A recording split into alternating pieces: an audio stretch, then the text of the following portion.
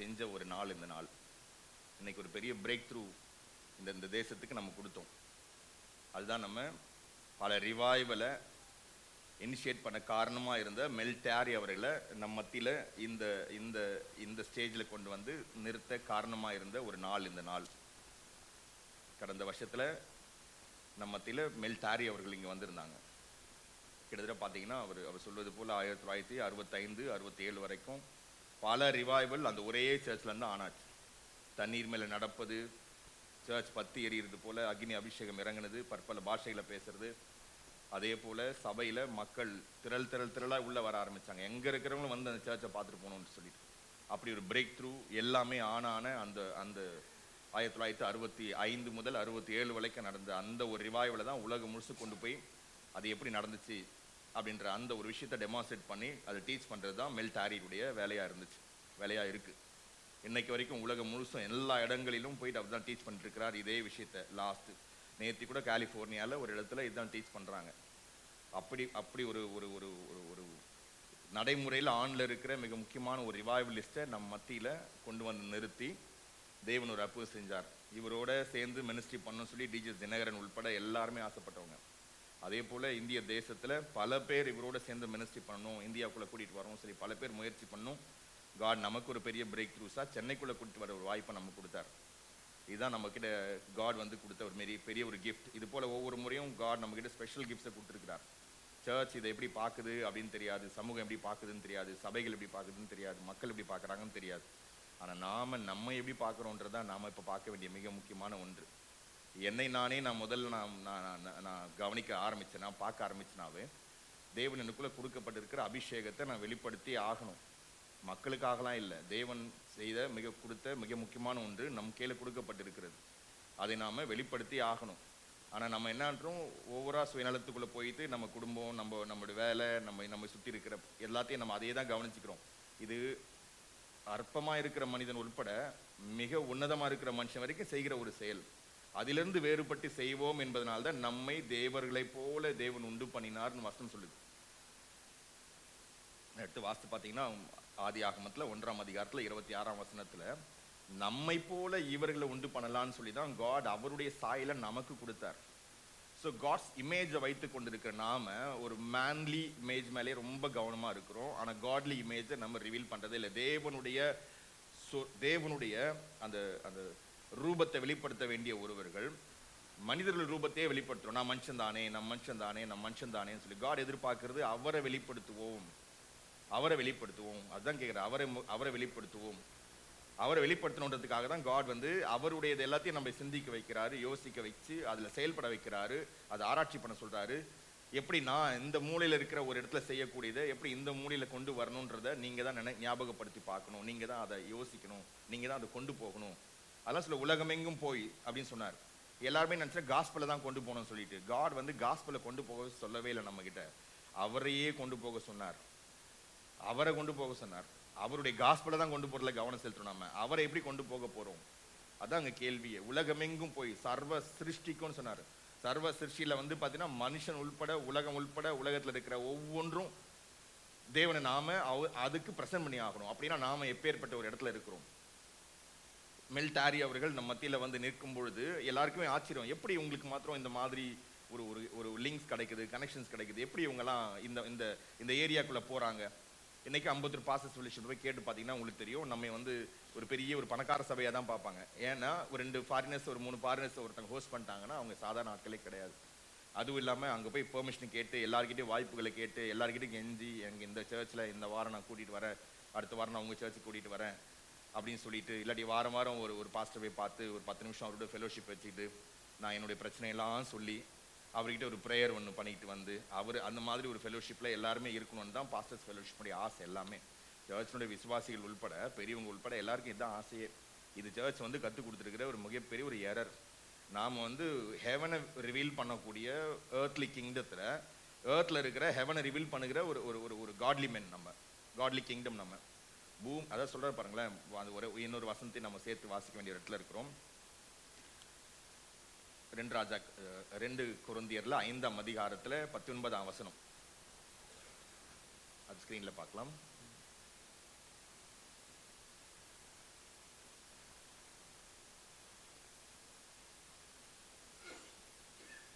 2 கொரிந்தியர் 5ஆம் அதிகாரம் 19, 20 20 வசனங்கள் டைரக்டா.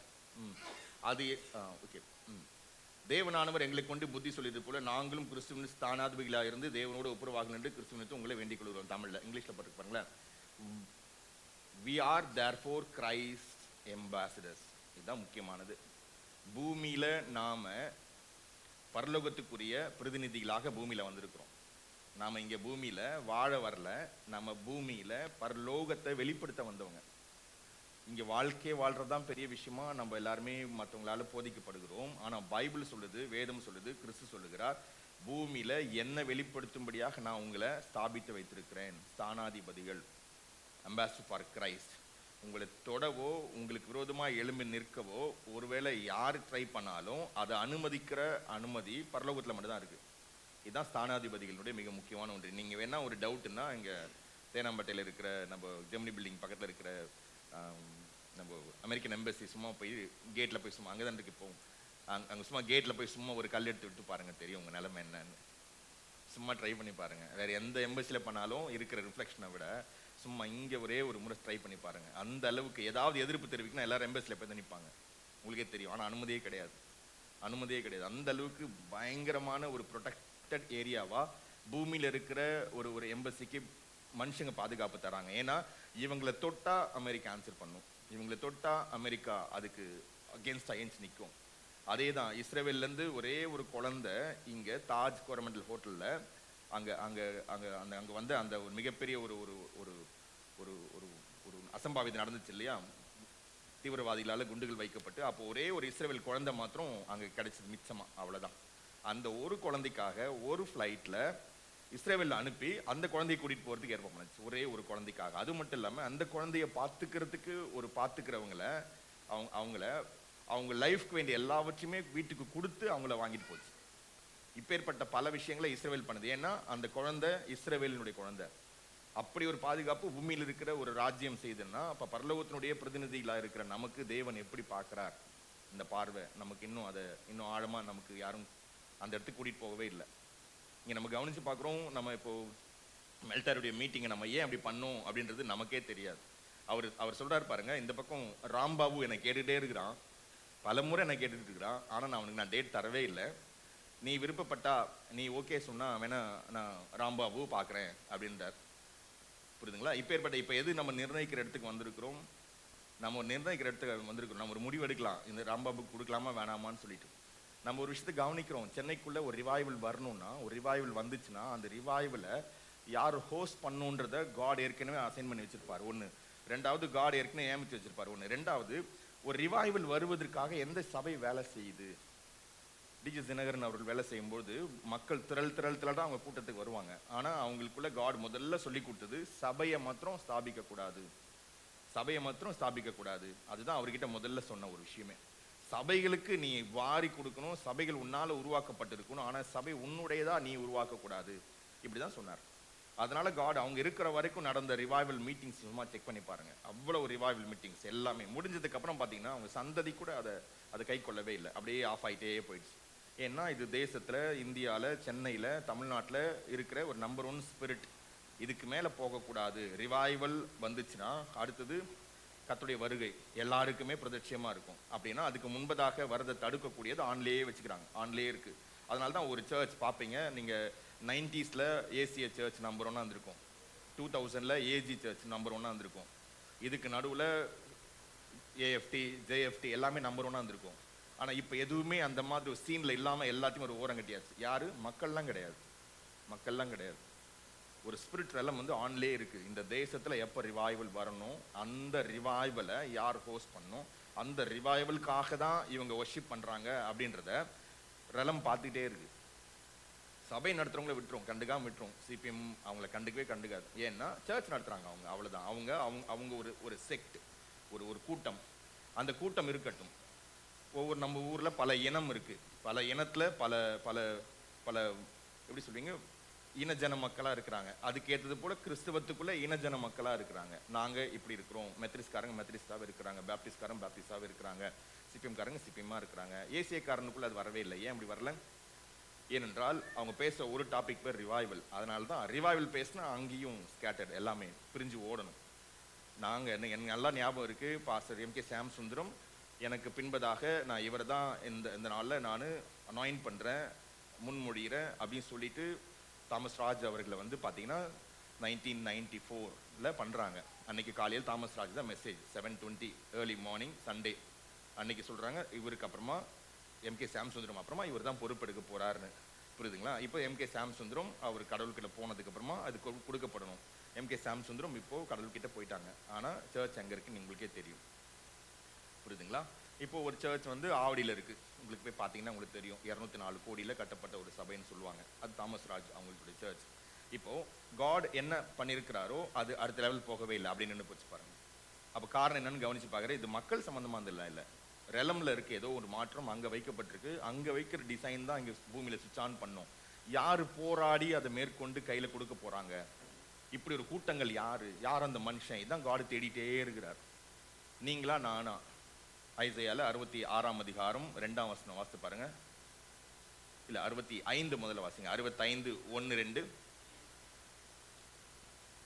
ஏசாயா புத்தகத்துல. ஆமா ஆமாங்க, தேடப்பட்டு எப்படி யாருன்னு தெரியாதவங்களுக்கு தன்னை வெளிப்படுத்துற ஒரு தேவன் எப்படி நீங்க புரியுங்க? நான் இன்னைக்கெல்லாம் ஆண்டவர்கிட்ட கெஞ்சுற, ஆண்டவரே நீங்க வந்து எங்களுக்கு முன்னாடி நின்று உங்க முகத்தை எங்களுக்கு காண்பீங்க அப்படின்றது எல்லாருமே கெஞ்சிரும். காடி இவங்களுக்குலாம் தன்னை யாருன்னு காட்ட மாட்டாராம். தன்னை தேடி கண்டறிய விரும்பாதவங்க முன்னாடி வந்து நிப்பாராம். வாசிங்க மறுபடியாத. ஆமா ஆமாங்க. இது எப்படி நடக்கும்? இதுதான் புறஜாதி தேசமாகிய இந்திய தேசம் உள்பட தேவன் செய்து கொண்டிருக்கிற கடைசி நாட்கள்ல இதுக்கு ஒரு எக்ஸாம்பிள் தான் சவுலை பவுலாய் மாத்தினது. அவன் தேடவே இல்லை, அவன் எதிர்த்து தான் ஓடினான். அவனை அழிக்கணும்னு காட் இறங்கி இருக்கணும், ஆனா அழிக்கணும்னு வரவே இல்லை. எல்லாருடைய ஜெபம் அவனை அழிக்கணும் தான் ஜெபம் பண்ணாங்க. அப்போஸ்தலர் புத்தகத்துல 3ஆம் அதிகாரத்துல செக் பண்ணி பார்த்தீங்கன்னா கிட்டத்தட்ட 9ஆம் அதிகாரம் வரைக்கும் அவனுடைய அழிவுக்காக தான் ஜெபம் பண்ணாங்க. அவனுக்காக அழிவுக்காக தான் ஜெபம் பண்ணாங்க. ஏன்னா சபையை விரோதிக்கிற யாராக இருந்தாலும் ஆண்டவரே அவங்களை ஜட்ஜ் பண்ணுங்கன்னு சொல்லும் போது இவன் சபையை தான் எதிர்க்கிறான். அப்பேற்பட்டவனை காட் எப்படி மாத்துறாரு? நான் கவனிச்சு பார்க்கணும். ரிவைவல் வரும்போது ரிவைவலை நீங்க எப்படி கவனிக்கிறீங்க? ரிவைவல்ன்ற வேர்டு நம்ம என்ன பண்றோம்? His spirit revived. ஆதியாகமம் 41ஆம் அதிகாரத்துல யாக்கோபு மரணிச்சிட்டான் அப்படின்ற மாதிரி ஒரு சூழ்நிலையில வாழ்ந்து கொண்டு இருக்கிறான். அவனுக்குள்ள ஒரு ஜீவனே கிடையாது. ஆனா அவங்க பையன் யோசேப்பு உயிரோடு இருக்கிறான்னு ஒரு வார்த்தையை யாரோ சொல்றாங்க. சொன்ன உடனே ஹிஸ் ஸ்பிரிட் ரிவைவ்டுன்னு வார்த்தை, ஃபர்ஸ்ட் டைம் ரிவைவல்ன்ற வேர்டு அங்கதான் வருகிறது. முதல் முறை வருகிற வார்த்தை அங்கதான். அப்படினால் உயிர்ப்பிக்கப்படுகிற ஒன்றை ஆவியானவர் செய்கிறார், ஆவி செய்கிறது அப்படின்ற ஒரு அர்த்தத்தை எபிரேய வார்த்தை சொல்லுது.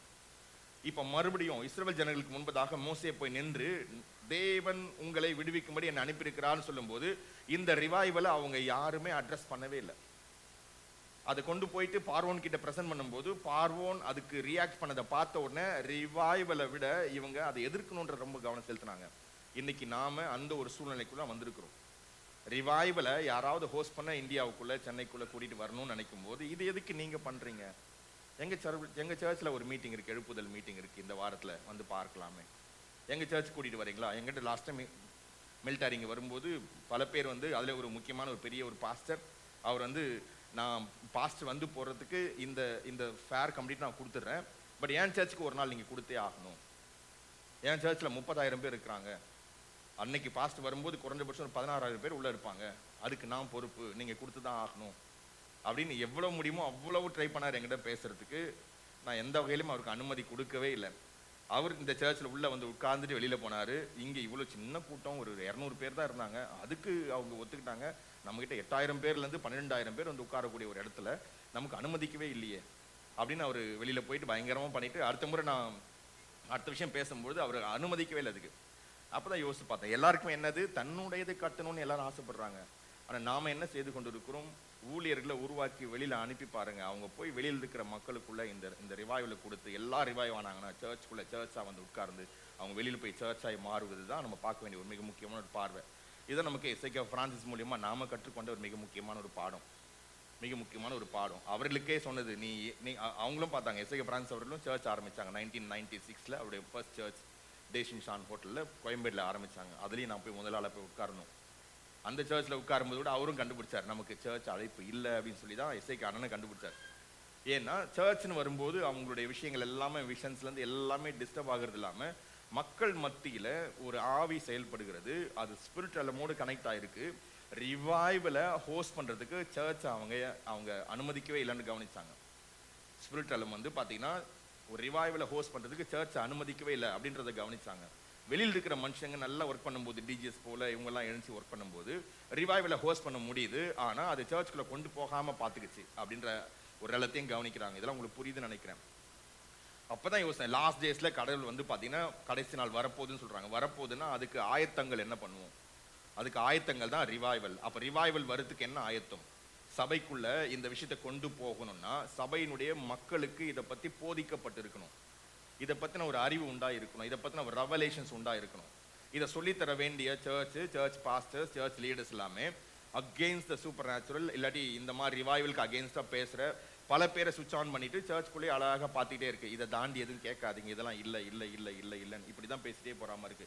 அதிகபட்சமா விடுதலைன்னா பிசாசை பத்தி பேசுறது, பிசாசை மகிமைப்படுத்துறது, கர்த்தருடைய ஆவியானவராலே ஆகக்கூடியதை இங்க வந்து பாத்தீங்கன்னா பிசாசை துரத்துனா ராஜ்யம் வந்துரும்னு சொல்லிட்டு இந்த இடத்த பேசிட்டு, ஆனா இதுக்கு மேல போக விடாம பாத்துக்கிறது, அவ்வளவுதான். இப்படி இருக்கிற ஒரு எல்லாம் மட்டும் ஓப்பன்ல இருக்கு, மீதி எல்லாமே க்ளோஸ்ல இருக்கு. நீங்களே பார்த்துருப்பீங்க. நாங்கள் ஒரு 30 வருஷமா பார்த்துட்டு இருக்கிற ஒவ்வொரு மினிஸ்ட்ரியை செக் பண்ணால் இப்போ எந்த மினிஸ்ட்ரி சஸ்டெயின் ஆயிருக்கு, மீதி எந்த மினிஸ்ட்ரிலாம் காணாமல் போயிருக்குன்னு. அதனால தான் காட் என்ன யோசித்தாரு, இனிமேல் பட்டு இப்படி ஒரு ஆட்களை, பெரிய பெரிய ஆட்களை யோசிக்காம வெளியில இருந்து தனிப்பட்ட முறையில் இருக்கிற இண்டிவிஜுவல் பர்சன்ஸ் மேலே ஒரு யூனிக் அனாயிண்டிங் கையில் கொடுத்து அவர்கள் போயிட்டு இதை ஹோஸ்ட் பண்ணட்டும், அவங்க போயிட்டு இதை பற்றி எரிய வைக்கட்டும். அப்படிதான் நம்மக்கிட்ட இது போன்ற ஒன்று கையில் கொடுக்குறாங்க, நம்மக்கிட்ட ஒன்று இது போல கையில் கொடுக்குறாங்க. அப்படிதான் இந்த இந்த இந்த மெல்டாரி அவர்கள் நம்ம சென்னைக்குள்ளே கூட்டிகிட்டு வரும்போது நடந்துச்சு. அப்போ தான் யோசிச்சு பார்க்குறோம், பெரிய பெரிய ஆட்கள் எல்லாம் கேதராங்க. அதே போல் நம்மக்கிட்ட டேவிட் ஹோகன் வரும்பொழுது எல்லாரும் ஒன்று சேர்ந்து கேட்ட முதல் கேள்வி, ஆமாம் நீங்கள் யார், நீங்கள் யார்? நான் இவரை போய் பார்க்க போயிருந்தேன் பாருங்கள், நம்ம ஹெச்ஜிசி சர்ச்சினுடைய ஓனரை போய் பார்க்க போயிருந்தேன். அவர் கேட்டார், ஆமாம் நீங்கள் யார்? நீங்கள் சென்னைக்குள்ளே டேவிட் ஹோகனை கூட்டிகிட்டு வரும்போது நானும் வந்த மீட்டிங்கு, பட் எனக்கு என்னன்னே தெரியாது, அவர் யாருன்னே தெரியாது. ஆனால் நான் ஒரு முறை யூகே போயிருந்தேன், ஒரு பெரிய சர்ச்சினுடைய ஒரு பெரிய பில்டிங் கட்டி முடிச்சுட்டு அதை இன்னாகரேட் பண்ணுறதுக்காக பெரிய ஒரு ஆள்லாம் வந்திருந்தாங்க. அதில் முக்கியமான ஒரு ஆள் வந்திருந்தார். நானும் அவரை சேர்ந்து படித்ததுனால நானும் அந்த இதுக்கு போயிருந்தேன். அப்போ அந்த ப்ரீச்சர் ப்ரீச் பண்ணும்போது சொல்லும்போது நான் டேவிட் ஹோகனை பார்த்ததுக்கு அப்புறம் என் வாழ்க்கை மாறிச்சுன்னு சொல்லும்போது அப்போ தான் தலையில் அடிச்சுக்கிட்டேன், இந்த டேவிட் ஹோகன் பேர் யாரோ ஒருத்தங்க நம்மகிட்ட பேசினாங்களே, அப்புறம் தான் ஞாபகம் வருது, ஐயோ ஆமாம் இல்லை, நம்ம அன்னைக்கு கேட்கும்போது அதை பற்றி எதுவுமே யோசிக்கவே இல்லையே. இந்த முறை ஜூலை மாதம், லாஸ்ட் இயரில் ஜூலை மாதம் 7 முதல் 9 வரைக்கும் நமக்கு டேவிட் ஹோகன் டேட் கொடுத்துருந்தாங்க. அரசியல் காரணத்தால் போக முடியல, இல்லை அந்த டேட் நடக்கலை. ஆனால் அதுக்காக தான் நம்ம பேசியிருந்தோம், நாங்கள் அடுத்த முறை இப்போ இந்தியாவுக்குள்ளே வரப்போகிறாங்க, வந்தாங்கன்னா உங்கள் சர்ச்சில் ஒரு முறை ஹோஸ்ட் பண்ண போகிறோம், நீங்கள் அதுக்கு ஒர்க் பண்ணுங்க அப்படின்னு சொல்லி அவங்ககிட்ட பேசும்போது தான் அவங்க எல்லாத்தையும் பெர்மிட் பண்ணியிருந்தாங்க, எல்லாமே ரெடியாக இருந்தாங்க. அப்போ தான் அவங்களுக்கு புரியுது, ஒரு மிகப்பெரிய ரிவைவல் உள்ளே வரும்பொழுது எல்லாம் பாதி பேருக்கு என்னன்னு தெரியல. பட் நம்ம சர்ச்செல்லாம் ஃப்ரண்ட், நாம தான் வந்து பாயினிஸாக முன்னாடி போய் நின்று முன்னோடிகளாக இதை செய்யக்கூடிய இடத்துல நமக்கு போதிக்கப்பட்டிருக்கு, இல்லை நம்ம அதே ரிசர்ச் பண்ணிட்டே இருக்கிறோம். நல்லா புரிஞ்சுக்கணும், யாரெல்லாம் ரிவைவலை ஹோஸ்ட் பண்ணுறதுக்கு காரணமாக இருக்கிறாங்களோ அவங்க வாழ்க்கையில் ஒரு தேவைகளும் குறைவாக இருக்க முடியாத அளவுக்கு கர்த்தருடைய ஆவியானவர் செயல்படுவார். இதெல்லாம் ஒரு அபிஷேகம். நாம் ரிவைவலில் இறங்கின உடனே நமக்கு வேண்டியது எல்லாமே சந்திக்கக்கூடிய ஒன்றை காட் வந்து ரிலீஸ் பண்ண ஆரம்பிப்பார். இது பாதி பேருக்கு இன்னும் புரியவே இல்லை. அதனால் சொன்னேன், சர்ச் வந்து இதுக்கு அகேன்ஸ்டாக போதிச்சிருக்கிறதுனால அந்த அறிவோடு தான் இதெல்லாம் பார்க்குறாங்க. இப்போ எடுத்து வாசித்து பாருங்களேன், ஏசாயா 45ஆம் அதிகாரத்தில் 1-2 வசனத்தில் ஒரு மனுஷனை காட் வந்து ரிலீஸ் பண்ணுறாரு. அந்த மனுஷன் எந்த வகையிலுமே கிறிஸ்தவனே இல்லை. வாசிப்போம். ஆமாம் ஆமாம் ஆமாம். கோரேஸ்க்கு முன்பதாக ஜாதிகளை கீழ்ப்படுத்தி, ஆமாம் ஆமாம் ஆமாம், அவனை பார்த்து அவன் வலது கையை பிடித்து கொண்டு, ஆமாம் ஆமாம் ஆமாம் ஆமாம் ஆமாம், சரி, உடைத்து, ஆமாம் ஆமாம் ஆமாம் ஆமாம் ஆமாம் ஆமாம் ஆமாம் ஆமாம், அறியாதிருந்தும் நாமம் தரித்து, ஆமாங்க. ஆமாங்க. ஆமாங்க. ஆமாங்க. இது காடே யார்கிட்ட பேசி, கோரேஸ் கிட்ட பேசி கோரேஸ் இதை செய்ய வைக்கிறார். ஆனா இந்த இடத்துல செய்ய வேண்டிய ஒரு ஆள் ஆபிரகாம், ஈசாக்கு, யாக்கோபு, மோசே, ஜாஷுவா, மறுபடியும் சாமுவேல், தாவீது, சவுலுக்கு அப்புறமா தாவீது, தாவீதுடைய மகன் சாலமோன், சாலமோனுக்கு அப்புறமா ஜெரோபியாம், அப்படியே வந்துகிட்டே இருக்கிற ஒரு ஆண்டவர் திடீர்னு நிறுத்திட்டு, ஒரு ராஜாவும் இல்லை, ஒரு தீர்க்கதரிசியும் இல்லை, ஒரே ஒரு முன்னோடிகளா இருக்கிற எந்த ஒரு ஆசாரின்னு இல்லை. இப்ப இஸ்ரவேலை வழி நடத்தணும். இஸ்ரவேலுடைய தேவனை இஸ்ரவேல் ஜனங்கள் வழிபடுறதுக்கும் இஸ்ரவேலின் தேவனை நினைக்கிறதுக்கும் ஒரு மனுஷனை நிற்க வைத்து செயல்படுத்தணும். மக்கள்லாம் இப்போ அடிமையாக இருக்கிறாங்க. தான் உண்டு தான் வேலை உண்டுன்னு இருக்கிறாங்க. எக்காரணமும் தெரியவே இல்லை. நம்ம எல்லாரும் அடிமைகளாக இருக்கிறோம்னு தெரியல. தான் உண்டு தான் வேலை உண்டுன்னு இருக்கிறாங்க. தன்னுடைய நலம் இருக்குது, தன்னை சுற்றி இருக்கிற எல்லாத்தையும் பார்த்துக்கிறாங்க, அதுக்கு வேண்டி தான் ப்ரொவைட் பண்ணிக்கிறாங்க. ஆனால் நம்ம அடிமைகளாக இருக்கிறோம் அப்படின்றது மட்டும் அவங்களுக்கு அந்த அறிவே இருந்தாலும் அதனால் இப்போ என்ன அப்படின்ற மாதிரி ஒரு இடத்துக்கு வந்துட்டாங்க. இப்படி இருக்கும்போது தேவன் என்ன பண்ணணும்? ஒரு மனுஷனை அங்கே ஏற்பு நிற்க வச்சு அவங்களுக்கு சொல்லித்தரணும். இல்லை, நீங்கள் அடிமையாக இருக்கிறீங்க, நீங்கள் விடுதலை வெளியில் வரணும் அப்படின்னு. அப்படி சொல்லக்கூடிய ஒரு ஆளை நீங்கள் தானியேல் புத்தகத்தில் பார்க்கவே முடியாது. மக்கள் அடிமைகளாக இருக்கிறாங்க, விடுவிக்கணும் அப்படின்னு சொல்லக்கூடிய ஒரு ஆள் தானியேலாவும் இல்லை. மக்கள் பாபிலோன் ஆட்சிக்கில் இருக்கிறாங்க. நீங்கள் வாசித்து பார்க்குறீங்க, எஸ்ரா, நெகேமியா, எஸ்தர் எல்லா காலகட்டத்திலும் அவங்க அடிமைகளாக இருக்கும் பொழுது அவங்களை விடுவிச்சு வெளியில் கூட்டிகிட்டு வரதுக்கு அதை பற்றி சொல்லித்தரத்துக்கு கூட ஒரு ஆள் இல்லை. இப்படி இருக்கிற இடத்துல அவங்களுக்கு காட் என்ன பண்ணணும்? இதுதான் கேள்வி. இன்னைக்கு நம்ம சுற்றி ஒரு ரிவைவலையோ ஒரு மிக முக்கியமான தேசத்தில் காட் இறங்கி வரணும்னா ஒரு விஷயத்த சொல்லி கொடுத்து அவங்களை விடுவிச்சு வெளியில் கூட்டிகிட்டு வரதுக்கு ஒரு ஆள் தேவை. அந்த ஆள் எங்கேயுமே இல்லாமல் இருக்கிறாங்க. சர்ச்சுக்குள்ளே இல்லை, கிறிஸ்டியன் ஃபெலோஷிப்பில் இல்லை, கிறிஸ்டியன்ஸ் சொல்லக்கூடியவங்கக்கிட்ட இல்லை. ஏன்னா அவங்களுக்கு ஒரு டாக்டரினல் பேஸில் ஒன்று பார்த்துட்டே இருக்காங்க. எனக்கு சொல்லி கொடுத்தது நான் கரெக்டாக இருக்கிறேன். ஆனால் இன்னைக்கு நம்ம குடும்பம் ஏன் இந்த கஷ்டத்துள்ள இருக்குது அப்படின்றத பார்த்தீங்கன்னா, நமக்கு மேலே ஒரு ராஜ்யம் இருக்குது, அந்த ராஜ்யத்துக்கு மேலே தேவனுடைய ராஜ்யம் இருக்குது. தேவனுடைய ராஜ்யத்தில் இருக்கிறது நம்முடைய குடும்பத்துக்குள்ளே வர முடியாத அளவுக்கு தடுக்கக்கூடிய ஒரு ராஜ்யம் வைக்கப்பட்டிருக்கு. அதை உடைச்சுனா நம்ம கையில் கிடைக்கும் அப்படின்ற ஒரு அறிவு எல்லாருக்குமே இருக்குது. உடைக்க போகிறது யார் அப்படின்றது மட்டும் இல்லை. இப்போ சபைக்கு போதிக்கப்பட்டிருக்கு, ஒரு பாஸ்டர் கிட்ட போய் ஜெபம் பண்ணிக்கிட்டா, ஒரு தீர்க்கதரிசிகிட்ட போய் ஜெபம் பண்ணிக்கிட்டா, ஒரு ஆள்கிட்ட போய் ஜெபம் பண்ணிக்கிட்டா, இப்படி தான் நமக்கு அதிகபட்சமாக போதிக்கப்பட்டிருக்கு. ஆனால் நாம தேவனுடைய ஆவினால் நிரப்பப்பட்டிருக்கிறோம். தேவனுடைய ஆவி நமக்குள்ளே செயல்பட்டா இதை எப்படி உடைக்கலாம் அப்படின்ற அந்த அறிவு போதிக்கப்பட்டிருக்கணும். அந்த இடத்துக்கு வரவே மாட்டேன்றோம். இதுதான் ஓடிட்டு இருக்கிற ஒரு விஷயம்.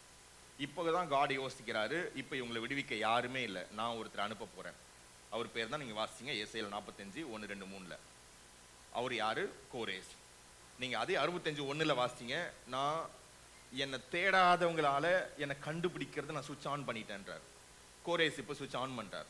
எடுத்து வாசி பார்ப்போம். எஸ்ரா புத்தகம் 1ஆம் அதிகாரத்தில் 1, 2 வசனத்தை வாசிக்கலாம்.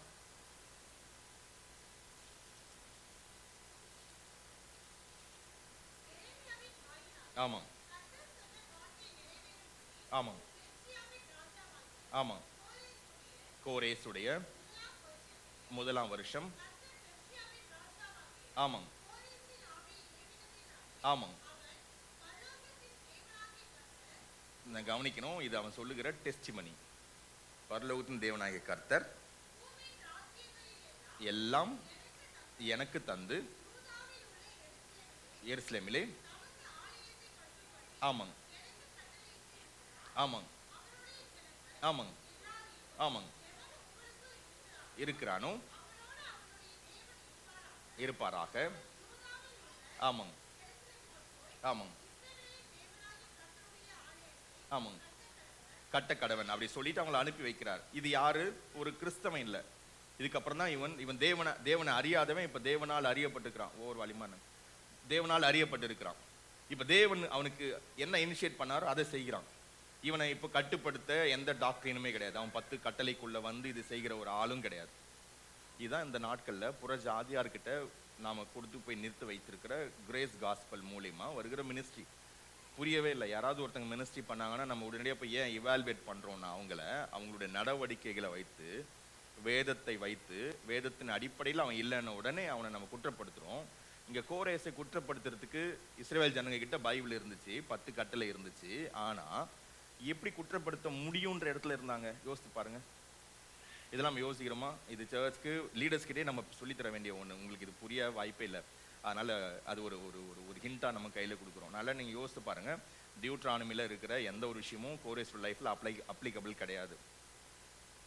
கோரேஸ் முழுக்க முழுக்க யாரா இருக்கிறான் நீங்க எடுத்து வாசித்து பாருங்க. இவங்க எல்லாருமே அடிமைத்தனம் பண்ணி வைத்திருக்கிற பாபிலோன் ராஜாவாகிய நேபுகாத் நேச்சர் கீழே அடிமைகளா இருக்கும்போது இதுக்கு திடீர்னு அவன் வந்து அந்த ராஜ்யத்தினுடைய தலைவரை வெட்டி போட்டு, அதான் நீங்க தானியேல் புத்தகத்துல 5ஆம் அதிகாரத்தில் நடக்கிற ஒரு மிக முக்கியமான ஒரு மேசக்கர். ஒரே நைட்ல அவன் சொன்ன மேனமினை தெக்கல் உப்பாசின்னு சொன்ன அந்த வார்த்தை வந்து அந்த ராஜாவை அன்னைக்கே கொல்ல காரணமா இருந்துச்சு. அந்த ஒரு வார்த்தை இவன் தான் வந்து கொன்று அந்த ராஜ்யத்தை கையில எடுக்கிறான். எடுக்கும் போதுதான் தெரிகிறது இவன் இங்கே வரப்போகிறான் என்ற தீர்க்க தரிசன புத்தகத்தை ஏற்கனவே அவங்க 70 வருஷத்துக்கு முன்னாடி வைத்து கொண்டிருக்கிறாங்க கையிலன்னு. இதான் நம்ம கவனிச்சு பார்க்கிறோம். 2 நாளாகமத்துல 36ஆம் அதிகாரத்துல 23ஆம் வசனம் 24ல சொல்லப்பட்டிருக்கு தெளிவா, கோரேஸ் வருவான், கோரேஸ் இவங்களுக்கு வேண்டியது செய்வான் அப்படின்னு சொன்ன உடனே இப்ப கோரேஸ் இங்க நம்ம கவனிச்சு பார்க்கிறோம். இங்க தானியேல் புத்தகத்துல 5ஆம் அதிகாரத்துல 25, 26, 27ஆம் வசனத்துல அன்று இரவு அந்த ராஜ்யத்தினுடைய ராஜாவை கொன்ற பிறகு கொன்றவன் வந்து அந்த ராஜ்யத்துல வந்து உட்காரும்போது தெரிகிறது ஒரு தீர்க்கதரிசி வந்து சொல்றாங்க, தீர்க்க தரிசனமா நீங்க இங்க வருவீங்கன்னு சொல்லி 70 வருஷத்துக்கு முன்னாடியே எரேமியா சொன்னாரு.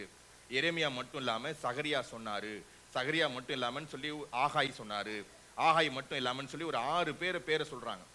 6 பேரை சொன்னவொடனே இவங்க யோசிக்க ஆரம்பிச்சிட்டாங்க. அப்படின்னா யார் நீங்க, என்ன விஷயத்துக்காக இங்க வந்திருக்கிறீங்க அப்படின்னு சொல்லும்போது, அது அப்படியா உங்களுடைய தேவாலயத்துக்கு வேண்டி கட்டுறதுக்கு என்ன பண்ணுமோ நீங்களா எல்லாம் எடுத்துட்டு போய் நீங்க கிளம்பி போலான்றார். இல்ல நாங்க வெறுமையே போக முடியாது, எங்களுடைய தேவனுடைய தேவாலயத்துடைய பனிமுட்டுகள் எல்லாம் இங்கதான் இருக்கு, அதை கொடுத்தாதான் நாங்க வாங்கிட்டு போக முடியும், அது இல்லாம நாங்க எங்க ஊருக்கு போய் தேவனை ஒண்ணுமே பண்ண முடியாது, அது இல்லாம நாங்க போகவும் மாட்டோன்றாங்க.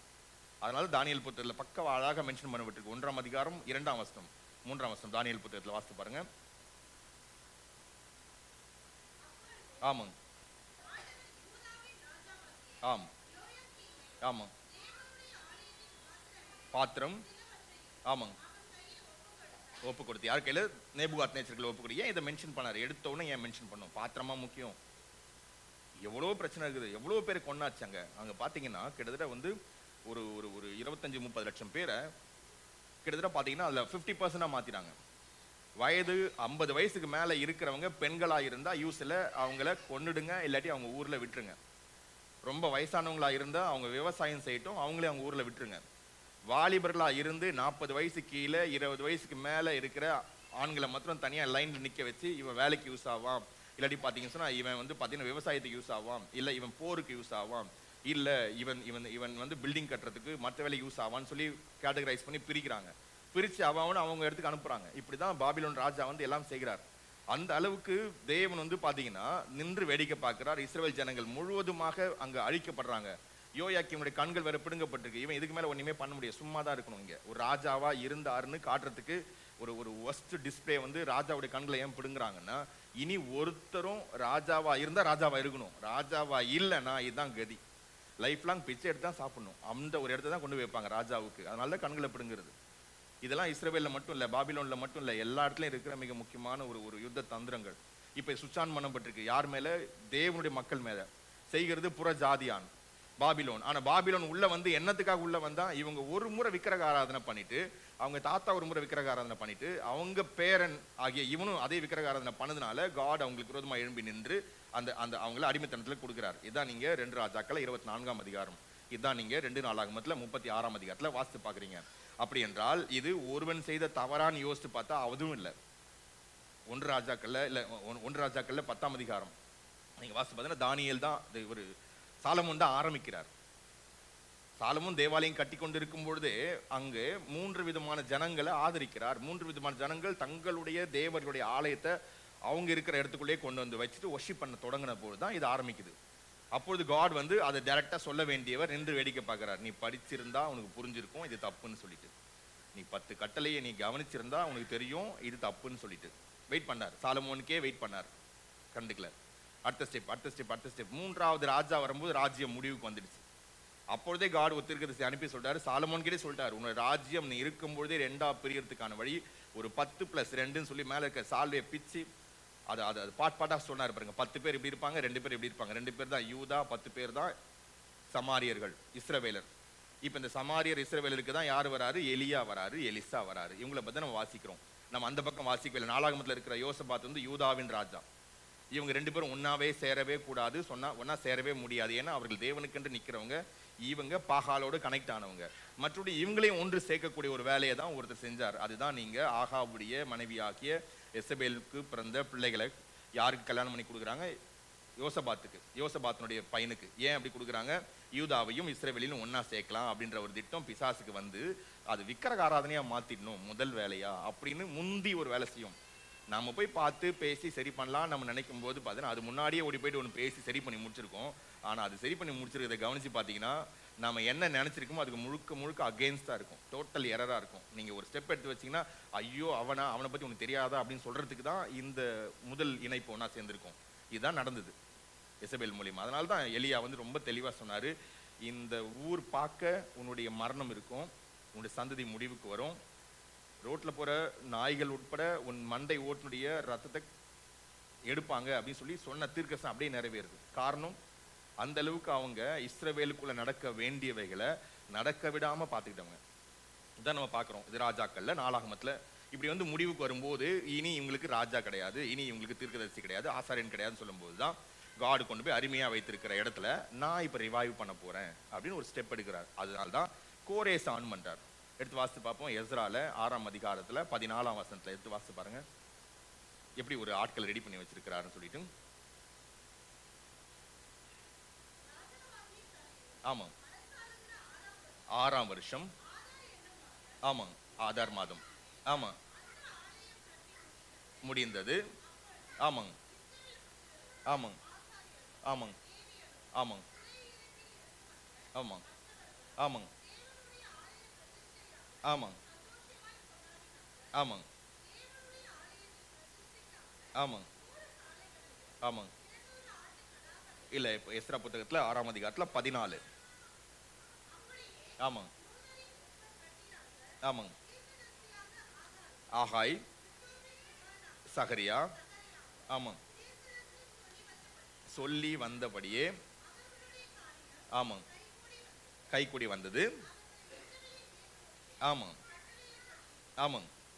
கோரேஸ், தரியு, ஆமாங்க, அர்த்தசாஸ்திரா. எத்தனை பேருக்கு பாருங்க என்பவர்களாகிய. ஆமாங்க, எப்படி பாருங்க எத்தனை கிங்ஸ். இந்த கிங்ஸ் யாராவது ஒரே ஒருத்தங்க இஸ்ரவேலின் தேவனை வணங்கக்கூடியவங்க. நல்லா யோசித்து பார்க்கணும். பெரிய லீடர்ஸ், பெரிய பெரிய கிங்ஸ் எதுவுமே இல்லை. காட் ஒன்றத்தை மாற்றி அமைக்க நினைக்கும் பொழுது, ரிவைவலை கொண்டு வரும் பொழுது யாரை யூஸ் பண்ண போறாருன்னு இங்கேயே சொல்லப்பட்டிருக்கு. நீங்க பைபிளில் வாசித்தீங்கன்னா எஸ்ரா, நெகேமியா, எஸ்தர் எல்லாமே அந்த இடத்துல நீங்க வாசித்து பார்த்தீங்கன்னா லீடர்ஸே இருக்க மாட்டாங்க. லீடர்ஸ்னு சொன்னா கிங்ஸ் இருக்க மாட்டாங்க, கிங்ஸ் அண்ட் ப்ராஃபட்ஸ் இருக்க மாட்டாங்க. ஆனா சகரியா புத்தகத்தை எடுத்து வாசித்து பாருங்க. சகரியா புத்தகம் 4ஆம் அதிகாரம், 4ஆம் அதிகாரம், 4ஆம் அதிகாரம் 6ஆம் வசனம் 7ஆம் வசனம் வாசித்து பாருங்க. ஆமாங்க, ஆமா. யார் இந்த செருபாபேல்? ஆசாரியன். இவன் தான் ஒரு ஆசாரியன், செருபாபேல். ஸோ இந்த செருபாபேலுக்கு முன்னாடி வந்து பார்த்தீங்கன்னா காட் வச்சிருக்கிற ஒரு மக்கள் வச்சிருக்க சேலஞ்சை காட் எப்படி பார்க்குறாரு வாசிப்போம் மறுபடியும். செருபாபேலுக்கு. ஆமாம், ஆமாம். என்னவென்றால் ஆமாங்க. ஸோ கிங்ஸ்னால் இல்லை, பெரிய பெரிய ஆட்களால் இல்லை, பட் என்னுடைய ஆவினாலேயே. ஆமா, லார்ட் ஆஃப் ஹோஸ்ட் சொல்லுகிறார், பெரிய பர்வதமே நீ. ஆமா, ஆமா.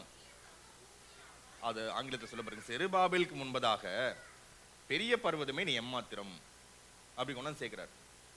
இருக்கிற பெரிய சேலஞ்சு அந்த ஹை பிரீஸ்ட் ஆகிய செருபாபேலுக்கு முன்னாடி எம்மாத்திரம்ன்றார். இப்ப செருபாபேல் கிட்ட ஒரு கையில கொடுக்கிறார், ஒரு தூக்கு நூலை கையில கொடுக்கிறார், ஒரு பிளம் லைனை கையில கொடுக்கிறார். இதை கொண்டு நீ போய் கட்ட போற. இப்ப இவர் போய் கட்ட போக போறாரு. இவர் கட்ட போகும்பொழுது இதுக்கு முன்பதாக சாலமோனுக்கு அவ்வளோ பிளான் கொடுத்தாரு, தாவீதுக்கு அவ்வளோ பிளான் கொடுத்தாரு, சவுலை செய்யக்கூடாதுன்னு சொன்னவர் இப்போ இவங்கிட்ட தான் செய்யணும்ன்ற எடுத்து கொடுக்கிறார். இப்போ இந்த பில்டிங் மாதிரி ரீபில்ட் பண்ணப்பட போகுது. காட் எப்படி சொல்றாரு, இது என்னுடைய ஆவினாலே ஆகும். இதுக்கு முன்பதாக மனுஷனுடைய எண்ணங்களால் ஆச்சா? இதுதான் காட் நம்ம யோசிக்கணும். இது பலத்தினாலும் அல்ல, பராக்கிரமத்தினாலும் அல்லன்னு சொல்லி கொடுக்கறதுக்காகவே இந்த ராஜ்யங்கள் எல்லாம் அழிட்டோன்னு வெயிட் பண்ணார். இவங்க கண்டிப்பா மிஸ் ஆவாங்க. இப்போ நாம என் மேல ஒரு பெரிய சாபத்தை நீங்களே விடுறீங்கன்னு வச்சுக்கலாமே, அது பழிச்சிச்சுன்னு வச்சுக்கலாமே. ஆனா அந்த சாபம் என்னை சுத்தி ஆன்லே இருக்கு. ஆனா அது ஒருபோதும் என்னை தொட முடியாம நான் பார்த்துக்க முடியும். எப்படி தெரியுமா? காலைல எழுந்துலேருந்து மறுநாள் எழுந்துக்கிற வரைக்கும் ப்ரேயர்லேயே இருக்கிற ஒருவன், ப்ரேயர் மட்டுமே நம்புறவன், ப்ரேயர் நடந்து ஆண்டவரை என்னை காப்பாற்றும், என்னை சுற்றி இருக்கிற அதெல்லாம் இல்லவே இல்லை, நானும் தேவனும் ஒன்றாக இருக்கிறோம், என்னத்தோடு ஒருவருக்கு அனுமதி இல்லை அப்படின்னு சொல்லும்போது என்னை சுற்றி ஒரு ரெலம் ஓப்பன் பண்ணி வச்சிடறேன்.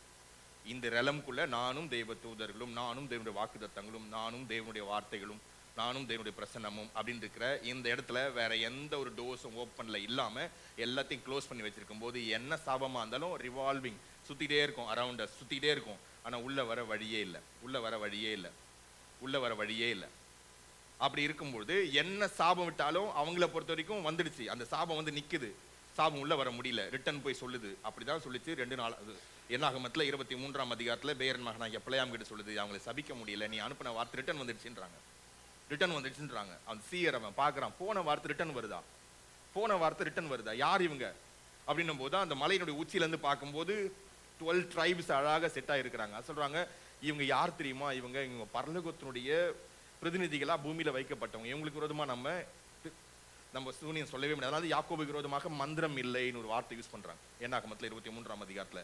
ஏன்னா அவன் ரெலத்தில் ட்ரை பண்ணா ரெலம் எல்லாமே ஓப்பன்ல இருக்கு, ஆனா இவங்களை சுத்தி ஒரு கவரேஜ் இருக்கு, அந்த கவரேஜை ஒண்ணுமே பண்ண முடியல, இந்த கவரேஜ் தாண்டவே முடியல.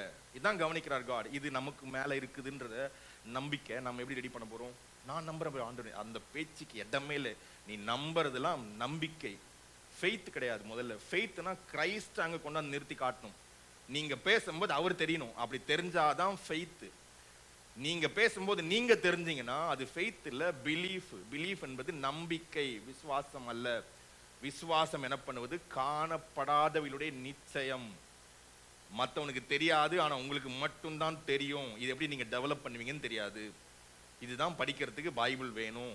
இதை மனப்பாடம் பண்றது இல்ல, அதை வெளியில சொல்லும் பொழுது அந்த வார்த்தையினுடைய தைரியத்துல நீங்க நிக்கணும். அதன் பொருட்டு மிகுந்த விசுவாசத்தோடும், இப்படிதான் சொல்றாரு எபேசியர்ல 6ஆம் அதிகாரத்துல 17ல. நீங்க ரட்சிக்கப்பட்டது அங்க பெருசு கிடையாதாங்க. வாசித்து பாருங்க, நீங்க 6ஆம் அதிகாரம் 18 எபேசியர்ல. ஆமாங்க ஆமாங்க ஆமாங்க ஆமாங்க அதன் பொருட்டு. ஆமாங்க. இப்ப கேள்வி, இப்போ நீங்க நீங்க நீங்க ரட்சிக்கப்பட்டு இருக்கிறீங்களா, தலைசீரா, அது உங்களை அங்க காப்பாற்றக்கூடியதா இருக்கா? ஆயத்தம் பாதரட்சை ரெடியா இருக்கா? இடுப்புல கட்டுக்கிற பெல்ட் கரெக்டா இருக்கா? இல்ல ஃபெய்த் வைக்கிற ஷீல்டு பக்காவா இருக்கு, அதனால நீங்க பாதுகாக்கப்பட போறீங்களா? இல்ல ஆவினால ஜெபிக்கிறதுனால தான் ஆன் ஆக போறீங்களா? அப்ப காட் ப்ரொடெக்ஷன் வந்து பாத்தீங்கன்னா எதுவா இருக்கிறது? நாம எதன் மேல நம்பிக்கையும் வைக்க முடியாது காடை தவிர. அப்ப நம்ம 24 hours காடோட கனெக்ட் ஆயிருக்கிறோன்றதுல ஒரே ஒரு ஸ்டெப் கூட விட்டு கொடுக்காம கவனிச்சுட்டே இருக்கணும். என்ன ஆனாலும் என்ன ஒண்ணுமே பண்ண முடியாது, நான் அடுத்த ஸ்டெப்ல போயிடுவேன், ஏன்னா நான் காடோட இருக்கிறேன்.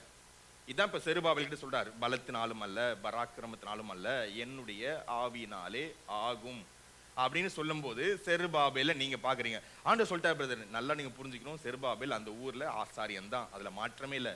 ஆனா வேற ஒரு வேலை செஞ்சுட்டு இருக்கிறான், ஆசாரிய வேலை செய்யல.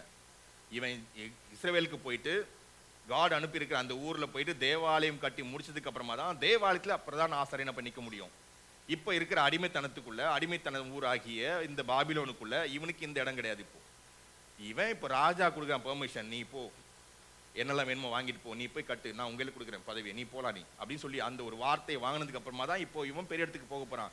காட் சொல்றாரு, நான் தான் இதை செஞ்சு உன்னை அனுப்ப போறேன். இதுதான் அந்த வார்த்தை, பலத்தினாலும் அல்ல பராக்கிரமத்தினாலும் அல்ல. அப்புறம் ஒரு வார்த்தை சொல்றாரு பாருங்க, செருபாபேலுக்கு முன்பதாக அந்த மவுண்டன் அங்க எதுவா இருக்கு? மிகப்பெரிய ஒரு மவுண்டன் இருக்கு. அந்த மவுண்டன் என்ன சொல்றாரு? மவுண்டன்னா ஒரு மலையா ஒரு பிரச்சனையை சொல்றாரு. அது இவனுக்கு முன்னாடி எம்மாத்திரம். வாசிங்க இப்ப 7ஆம் வசனம். ஆமாங்க, நீ எம்மாத்திரம். ஆமாங்க, சம பூமி ஆவாய். ஆமாங்க ஆமாங்க. எப்படி பாருங்க, இப்ப தலைக்கல்ல கொண்டு வருகிற ஒருவன் இதற்கு முன்பதாக என்னவா இருக்கிறான்? அடிமையா தான் இருக்கிறான். காட்னுடைய ஸ்பிரிட் ஸ்டெரப் பண்ணதுக்கு அப்புறமா தான் நடக்கிறது. கர்த்தருடைய ஆவியானவர் தூண்டின பின்பு தான், ராஜா பெர்மிட் பண்ண பின்பு தான் இவனுக்கு அந்த பவர் இன்க்ரீஸ் ஆகுது. சொல்றேன், அதுக்காக தான் ஆவிக்குள்ள போங்க, ஆவியில ஜெபிங்க, ஆவிக்குள்ள ஆகுங்க. தேவனோட கனெக்ட் ஆகிறது மட்டும்தான் இதை செய்து முடிக்கக்கூடியது. சொந்த சக்தி அல்ல, சொந்த பேச்சு அல்ல, சொந்த திட்டம் அல்ல, சொந்த பணம் அல்ல, சொந்த உங்களுடைய சரீர சக்தி அல்ல. இதனால எதுவுமே நடக்காது, காடால் தான் நடக்கும். நான் நம்புறேன் ஆண்டவர் செய்வார். அந்த வார்த்தையை மாத்திரம் யூஸ் பண்ணீங்கன்னா உங்களுக்கு ஃபெயிலியர் தான். ஏன்னா அந்த வார்த்தையில நீங்க தான் தெரியுறீங்க, தேவன் தெரியல. தேவன் தெரிவார்னா அந்த வார்த்தை நீங்க சொல்ல மாட்டீங்க. ஏன்னா ஸ்பிரிட் ஆஃப் வர்ஷிப் உள்ள வந்ததுக்கு அப்புறமா வேற எதுக்குமே இடம் கொடுக்க மாட்டீங்க.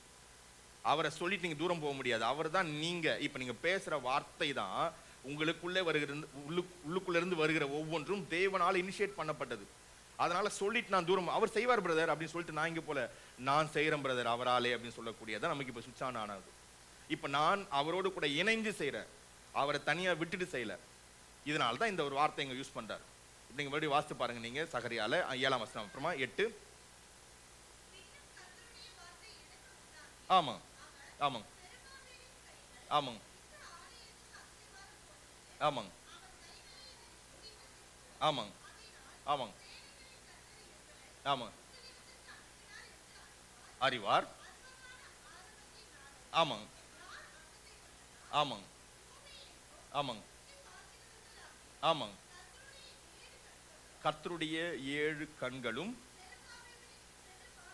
ஆமாங்க ஆமாங்க ஆமாங்க. இப்ப பாருங்க, இந்த 7 spirits of the Lord வந்து பாத்தீங்கன்னா செருபாபேல் கையில இருக்கிற இந்த பிளம்ப் லைனையே அப்படி பார்த்து சந்தோஷமா இருக்கிறாங்க. இது யார் கையெல்லாம் கொடுக்கப்பட்டது? மோசே கிட்ட இருந்து ஆரம்பிக்குது, ஆபிரகாம் கிட்ட இருந்து கொடுக்கப்பட்டுச்சு. அவங்க எல்லாம் எப்படி இனிஷியேட் பண்ணப்பட்டு நடத்தப்பட்டாங்க. இப்போ வந்து யார்கிட்ட கொடுத்துருக்காங்க? யாருனே தெரியாத ஒரு சாதாரண ஒரு ஆள் கிட்ட. இவர் தான் இப்ப பராக்கிரமசாலியா தேவன் பார்த்து அடுத்த ஸ்டெப்ல கூட்டிட்டு போறார். இஸ்ரவேலின் தேவனுக்கு தன்னுடைய தேவாலயம் கட்டக்கூடிய ஒரு பொறுப்பை ஒரு ஆள் கிட்ட கொடுத்துருக்காருல. அந்த ஆளுடைய பேக்ரவுண்ட் பார்த்தீங்கன்னா ஒன்றுமே இல்லை. ஆனா 7 spirits of the Lord வந்து அவர் கையில் இருக்கிற தூக்குநூலை பார்த்து சந்தோஷப்படுது. எப்படி இருக்கு பாருங்க. அதனால தான் தேவனுடைய நீங்க பாக்குறீங்க, நீங்க புக் ஆஃப் ரெவலேஷன் 5ஆம் அதிகாரம் 6ஆம் வசனம் வாசித்து பாருங்க. 5ஆம் அதிகாரம் 6ஆம் வசனம் வெளிப்படுத்தல் புத்தகத்துல. ஆமா ஆமா ஆமா ஆமாங்க ஆமாங்க. இந்த 7 கொம்புகள் என்ன பண்ணுது? 7 கண்கள் என்ன பண்ணுது? ஆமா, உலாவுகிற ஒரு வேலையை செய்து கொண்டிருக்கு. ஆனா பிதாவின் சன்னிதானத்துல இருக்கிற ஒன்று செருபாபேல் கட்டும் பொழுது வந்து நிக்கிறத பார்த்து சிரிக்குதுன்னா இந்த விஷன்ல நீங்க என்ன யோசிக்கிறீங்க? இவன் சாதாரண மனுஷனா இல்ல பரலோகத்தினால ஏற்படுத்தப்பட்ட ஒரு மனுஷனா? நம்முடைய வாழ்க்கையில் நம்ம அப்படி பார்க்குறோமா? நம்ம எதையா ஒன்று ஸ்டார்ட் பண்ணி செய்கிறோம், எதின் அடிப்படையில் நம்ம செய்கிறோம்? இது எனக்கு அத்தியாவசியம் செய்கிறோமா, இல்லை காட் இனிஷியேட் பண்ணியிருக்கிறான்னு செய்கிறோமா, இல்லை இது ஒரு அனாயிண்டிங், இதுக்காக தான் நம்ம வந்திருக்கிறோம், இது மற்றவங்க கிட்ட கொடுக்கல, நம்ம கிட்ட தான் கொடுத்துருக்கிறார், நான் தான் இதை செய்து முடிக்க போகிறேன் அப்படின்ற பொறுப்பு தான் எங்களை கொடுத்துருக்கிறார். அவன் வரல, இவன் வரல, அவன் வரல, இவன் வரல, அதான் நான் போகல. இல்லை இல்லை, யார் வரலனாலும் நான் போவேன். ஏன்னா எங்களுக்கு கொடுக்கப்பட்டிருக்கிறது. நான் பூமிக்கு வருவதற்கு முன்பதாகவே தேவனால் இதான் இனிஷியேட் பண்ணப்பட்டிருக்கு. அதனால தான் நான் பூமிக்கே வந்தேன். எங்கள் அப்பா அம்மா ரொம்ப நேசிச்சு என்ன என் பிள்ளையா பெற்றாங்க. அந்த பேச்சுக்கெல்லாம் இங்கே இடம் இல்லை, இந்த அனாயிண்டிங்கில் இல்லை. தேவனால் அனுப்பப்பட்டு இருக்கிறீங்க. தேவனால் அனுப்பப்பட்டு இருக்கிறவங்களுக்கு ஆதரவு தான் அப்பாவும் அம்மாவும் அண்ணனும் தம்பியும் அக்காவும் தங்கச்சியும் சொந்தக்காரம் பந்தக்காரம் எல்லாமே. இவங்க எல்லாருமே உங்க கூட நின்னாலும் ஆனால் நீங்க தேவனுக்கு எஞ்சி நிற்கிறது தான் இப்போ பெருசா தெரிய போகிறது. தேவன் அதை கொண்டு தான் பூமியில மாற்றத்தை கொண்டு வரப்போகிறார். இங்க எந்த ரிவைவல்னு பேசும்போது எதை பேசணும்? உள்ளுக்குள்ள இருக்கிற ஜீன்ல இருக்கிற நம்முடைய ஜெனட்டிக்ல இருக்கிற விஷயத்த பேச போறோமா, இல்ல காட் பூமிக்கு அனுப்புறதுக்கான காரணத்தோட பேச போறோமா? இது பூமியில கையில கொடுக்கப்பட்டிருக்க வேதம் உண்டாவதற்கு முன்பதாகவே எழுதப்பட்டிருக்கிறதா. அதெல்லாம் சொல்ற இங்கிலீஷ்ல ஒரே ஒரு வார்த்தை பாருங்க, before the foundation of the earth. எபேசியர் 1:4 நாம் என்ன பண்ணப்பட்டிருக்கிறோம்? எபேசியர் 1:4 எபேசியர் 1:4 எல்லாருமே இதை மனப்பாடம் பண்ணிட்டாங்க. ஆனா இதை இனிஷியேட்டே பண்ணாம உட்காந்துருக்கிறோம். ஆமாம், இங்கிலீஷ்ல இங்கிலீஷ்ல இங்கிலீஷ்ல இங்கிலீஷ்ல ஆமாங்க ஆமாங்க ஆமாங்க. அவர் பார்வையில ஹோலி அண்ட் பிளேம்லெஸ். ஆமா, எதுக்குன்னு கேட்டேன். ஹோலி அண்ட் பிளேம்லெஸ், புரியுதுங்களா? அப்போ காட் சைட்ல நாம பூமிக்கு வர்றதுக்கு முன்னாடியே பிளேம்லெஸ் அண்ட் ஹோலி இது ரெண்டுமே அப்ளிகபிள் ஆயிடுச்சா, இல்ல இப்போ இதுக்கு நான் அட்டைன் பண்ணுமா? ஆண்டவரே என்னை பரிசுத்தப்படுத்தும், என்னை பரிசுத்தப்படுத்தும், பிளேம்லெஸ் என்னை மாற்றும். நான் ஜெபிக்கணுமா? நான் ஜெபித்தா இந்த விஷயத்தை நான் கேன்சல் பண்றேன்னா, இல்லாட்டி நான் என்ன பண்ணிட்டு இருக்கிறேன்? நான் கேட்கிறேன், இது ரெண்டுமே எதுக்கு? இது ரெண்டுமே எதுக்குன்னு அடுத்த வருஷம் சொல்லுது பாருங்க. வாசிப்போம், ஆங்கிலத்திலே கொஞ்சம் தூரம் போலாம். 5 எபேசியர் 1:5. ஆமாங்க. ஸோ ப்ரீ டெஸ்டைன்டா அடுத்தது தேவனுடைய புத்திரராகும்படி ஏற்கனவே நம்ம ப்ரீ டெஸ்டைன்டா, நம்ம பிறக்கவே இல்லை, பிறக்காத முன்னாடி யார் எழுதுந்து பையனை பத்தி இந்த மாதிரி ஒரு வார்த்தையை? அப்போ அதை செய்யறது என் வேலையா, இல்லாட்டி நான் வேற ஒரு வேலையே இல்லாம இருக்கிறேன், என்ன பண்றதுன்னு தெரியல. அடுத்தது எனக்கு நீ வேலையே இல்லாம இருக்கிறேன்னு உங்ககிட்ட யாரு சொன்னது? என்னுடைய பெரிய கேள்வி அதுதான். எனக்கு வர வர வேலையே இல்லாம போயிடுச்சு. அதான் உங்ககிட்ட வேற ஒரு வேலை கொடுக்கப்பட்டது, அது என்னன்னு பாத்தியான்னு கேக்குறேன். சம்பளம் வரதுக்கு மாத்திரம் உயிரே கொடுக்குறோம், ஏன்னா அதுதான் உங்களுக்கு வேலையா தெரியுது. காட் கொடுத்துருக்க வேலை என்னன்னு தெரியுதா? ஏதாவதுன்னு தெரியுதா? இந்த சந்ததியில உன்னை உண்டு பண்ணதுல காடுக்கு ஏதாவது ஒரு பிரோஜனத்தை கொடுக்க போறோமா? இல்ல எடுத்து கஷ்டப்பட்டு ஜெபி, ஆண்டவரே என்னோட அபிஷேகத்தெல்லாம் என் பிள்ளைக்கு கொடுக்குறேன், என் பிள்ளையினுடைய பிள்ளைக்கு. உன்னை யார் கூப்பிட்டது அப்போ நடுவுலன்னு கேட்குறேன். உன்னை யார் நடுவில் கூப்பிட்டது? இந்த பக்ஸ் லைஃப்னு ஒரு படம் போய் ஒரு 2 முறை பாருங்களேன். அதை சொல்லப்பட்டிருக்கு. ஒரு ஒரு ஒரு ஒரு ராணிக்கு விரோதமா வந்து பாத்தீங்கன்னா அந்த அந்த அந்த கிராஸ் ஓப்பர் வந்து பேசும்போது திடீர்னு ஒரு எறும்பு ஓடியாந்து உள்ள வந்து நின்று பேச ஆரம்பிக்கும். ஆமா நீ யாருன்னு கேட்பாரு அந்த கிராஸ் ஓப்பர். ஆமா நீ யாருன்னு கேட்கும். நான் வந்து இங்க இந்த கூட்டத்தில் இருக்க நானும் ஒரு அப்ப தள்ளி ஓரமா போய் நில்லுன்னு. புரியுங்களா? நான் ராணி கிட்ட பேசும்போது நீ யாருன்னு இப்படி இருக்கும் ஒரு ஒரு ஒரு விஷயம். அதை நான் யோசிக்கும் போது யோசிப்பேன் இந்த இடத்துல. ஆமா நான் என் பிள்ளை கிட்ட கையில கொடுத்துட்டு போறதுக்கு எதுக்கு இந்த அனாயிண்டிங் எனக்கு? எதுக்குன்னு கேட்கிறேன். எல்லாருக்கும் பயம் என்ன தெரியுமா? அவங்க எடுத்து இவங்க கிட்ட கொடுத்துட்டு இவங்க எடுத்து அவங்க கிட்ட கொடுத்துட்டு போயிடுவாங்க. இந்த பயம் தான் இந்த நாட்டில் நடக்கிற அரசியலையும் இப்படிதான் இருக்கு. புரியுதுங்களா? யாரும் எடுத்து யார்கிட்டையும் கொடுத்துட்டுலாம் போக முடியாது. காட்லி மினிஸ்ட்ரிய, தேவன் சம்பந்தமான ஊழியங்களை யாரும் யார்கிட்டையும் இம்பார்ட் பண்ண முடியாது. அது யாருக்குமே புரியல. அது இன்னும் சுத்தமா படிச்சவங்களுக்கு சுத்தமா புரியல. படிக்காதவங்க பரவாயில்ல, பைபிள் படிக்கல, அதனால போக போக படிச்சிருவாங்க. படிச்சவங்களுக்கு பெரிய பிரச்சனை இது சுத்தமா புரியல. ஏன்னா வேலை செய்யல. அவங்களுக்கு இன்டெலெக்சுவலா ஃபுல்லா இருக்கு, ஸ்பிரிட்ல எம்டியா இருக்கு. எம்டியா இருக்கிற இடத்துல ஸ்பிரிட் கொஞ்சம் ஃபில் பண்ணி பாருங்களேன். நீங்க காட் ஏற்கனவே உன்னை அனுப்பி இருக்கிற காரணம் கோரேஸுக்கு தெரியுது, தரியுவுக்கு தெரியுது, அஷ்ட சாஸ்திராவுக்கு தெரியுது. எப்படி உங்களுக்கு தான் தெரியுது? விஷன் வந்து அவங்க கிட்ட பேசுது. அவங்க தூங்கும்போது அவங்களுக்கு முன்னாடி வந்து நின்று பேசுது. இப்போ ஒருத்தனுக்கு பேசுது பாருங்களேன். 5ஆம் அதிகாரம் 2ஆம் வசனம் தானியேல் புத்தகத்துல.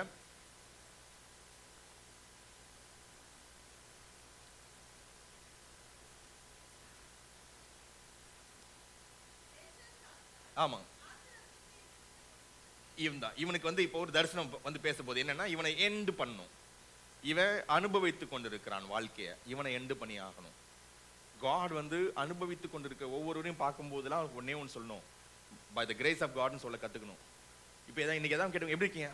ஆண்டவர் சுத்த கிருபை பிரதர். அப்படி பக்கத்துல இருக்கிறான் அவன் எப்படி இருக்கிறான்? பக்கத்துல இருக்கவன் எப்படி இருக்கிறான்? எதிர்க்க இருக்கவன் எப்படி இருக்கிறான்?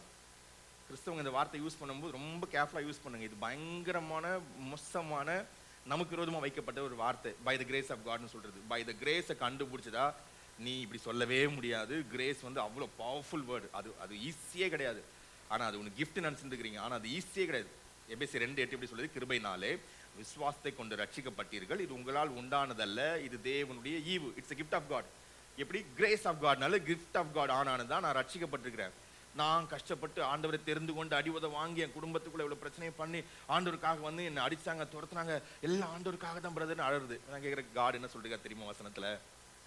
காட் அந்த வசனத்தை கொஞ்சம் மறுபடியும் செக் பண்ணி பாருங்களேன். அது எதுவுமே உன்னால நடந்ததுன்னு சொல்லும் போது அப்ப நான் எப்படி இதை நான் அனுபவித்திருக்கேன்? பாடி அலோவ் பண்ணல, அதுதான் முக்கியமானது. ஸ்பிரிட் ஏற்கனவே ஆன்ல இருக்கு, பட் என் ஃபிளஷ் வந்து ஆஃப்ல இருக்கு. இதை ஏற்றுக்கொள்ளவே இல்லை. இதை ஏற்றுக்கொள்ள வைக்கிறதுக்காக தான் நான் இயேசு கிறிஸ்துவை புரிந்து கொள்ளவே இல்லை. ரட்சிக்கப்படும் போது சரீரம் ரட்சிக்கப்படவே இல்லை, ஆவிதான் ரட்சிக்கப்பட்டிருக்கு பல பேருக்கு. இப்ப சரீரத்தை ரட்சிப்புக்குள்ள கொண்டு வரதான் பெரிய பிரச்சனையா இருக்கு. அதனாலதான் பாடியில பெயின், அப்புறமா எல்லா விதமான ஹீலிங் சம்பந்தமானது போக டெலிவரன்ஸ் சம்பந்தமான சுவிட்ச் ஆன்ல இருக்கு.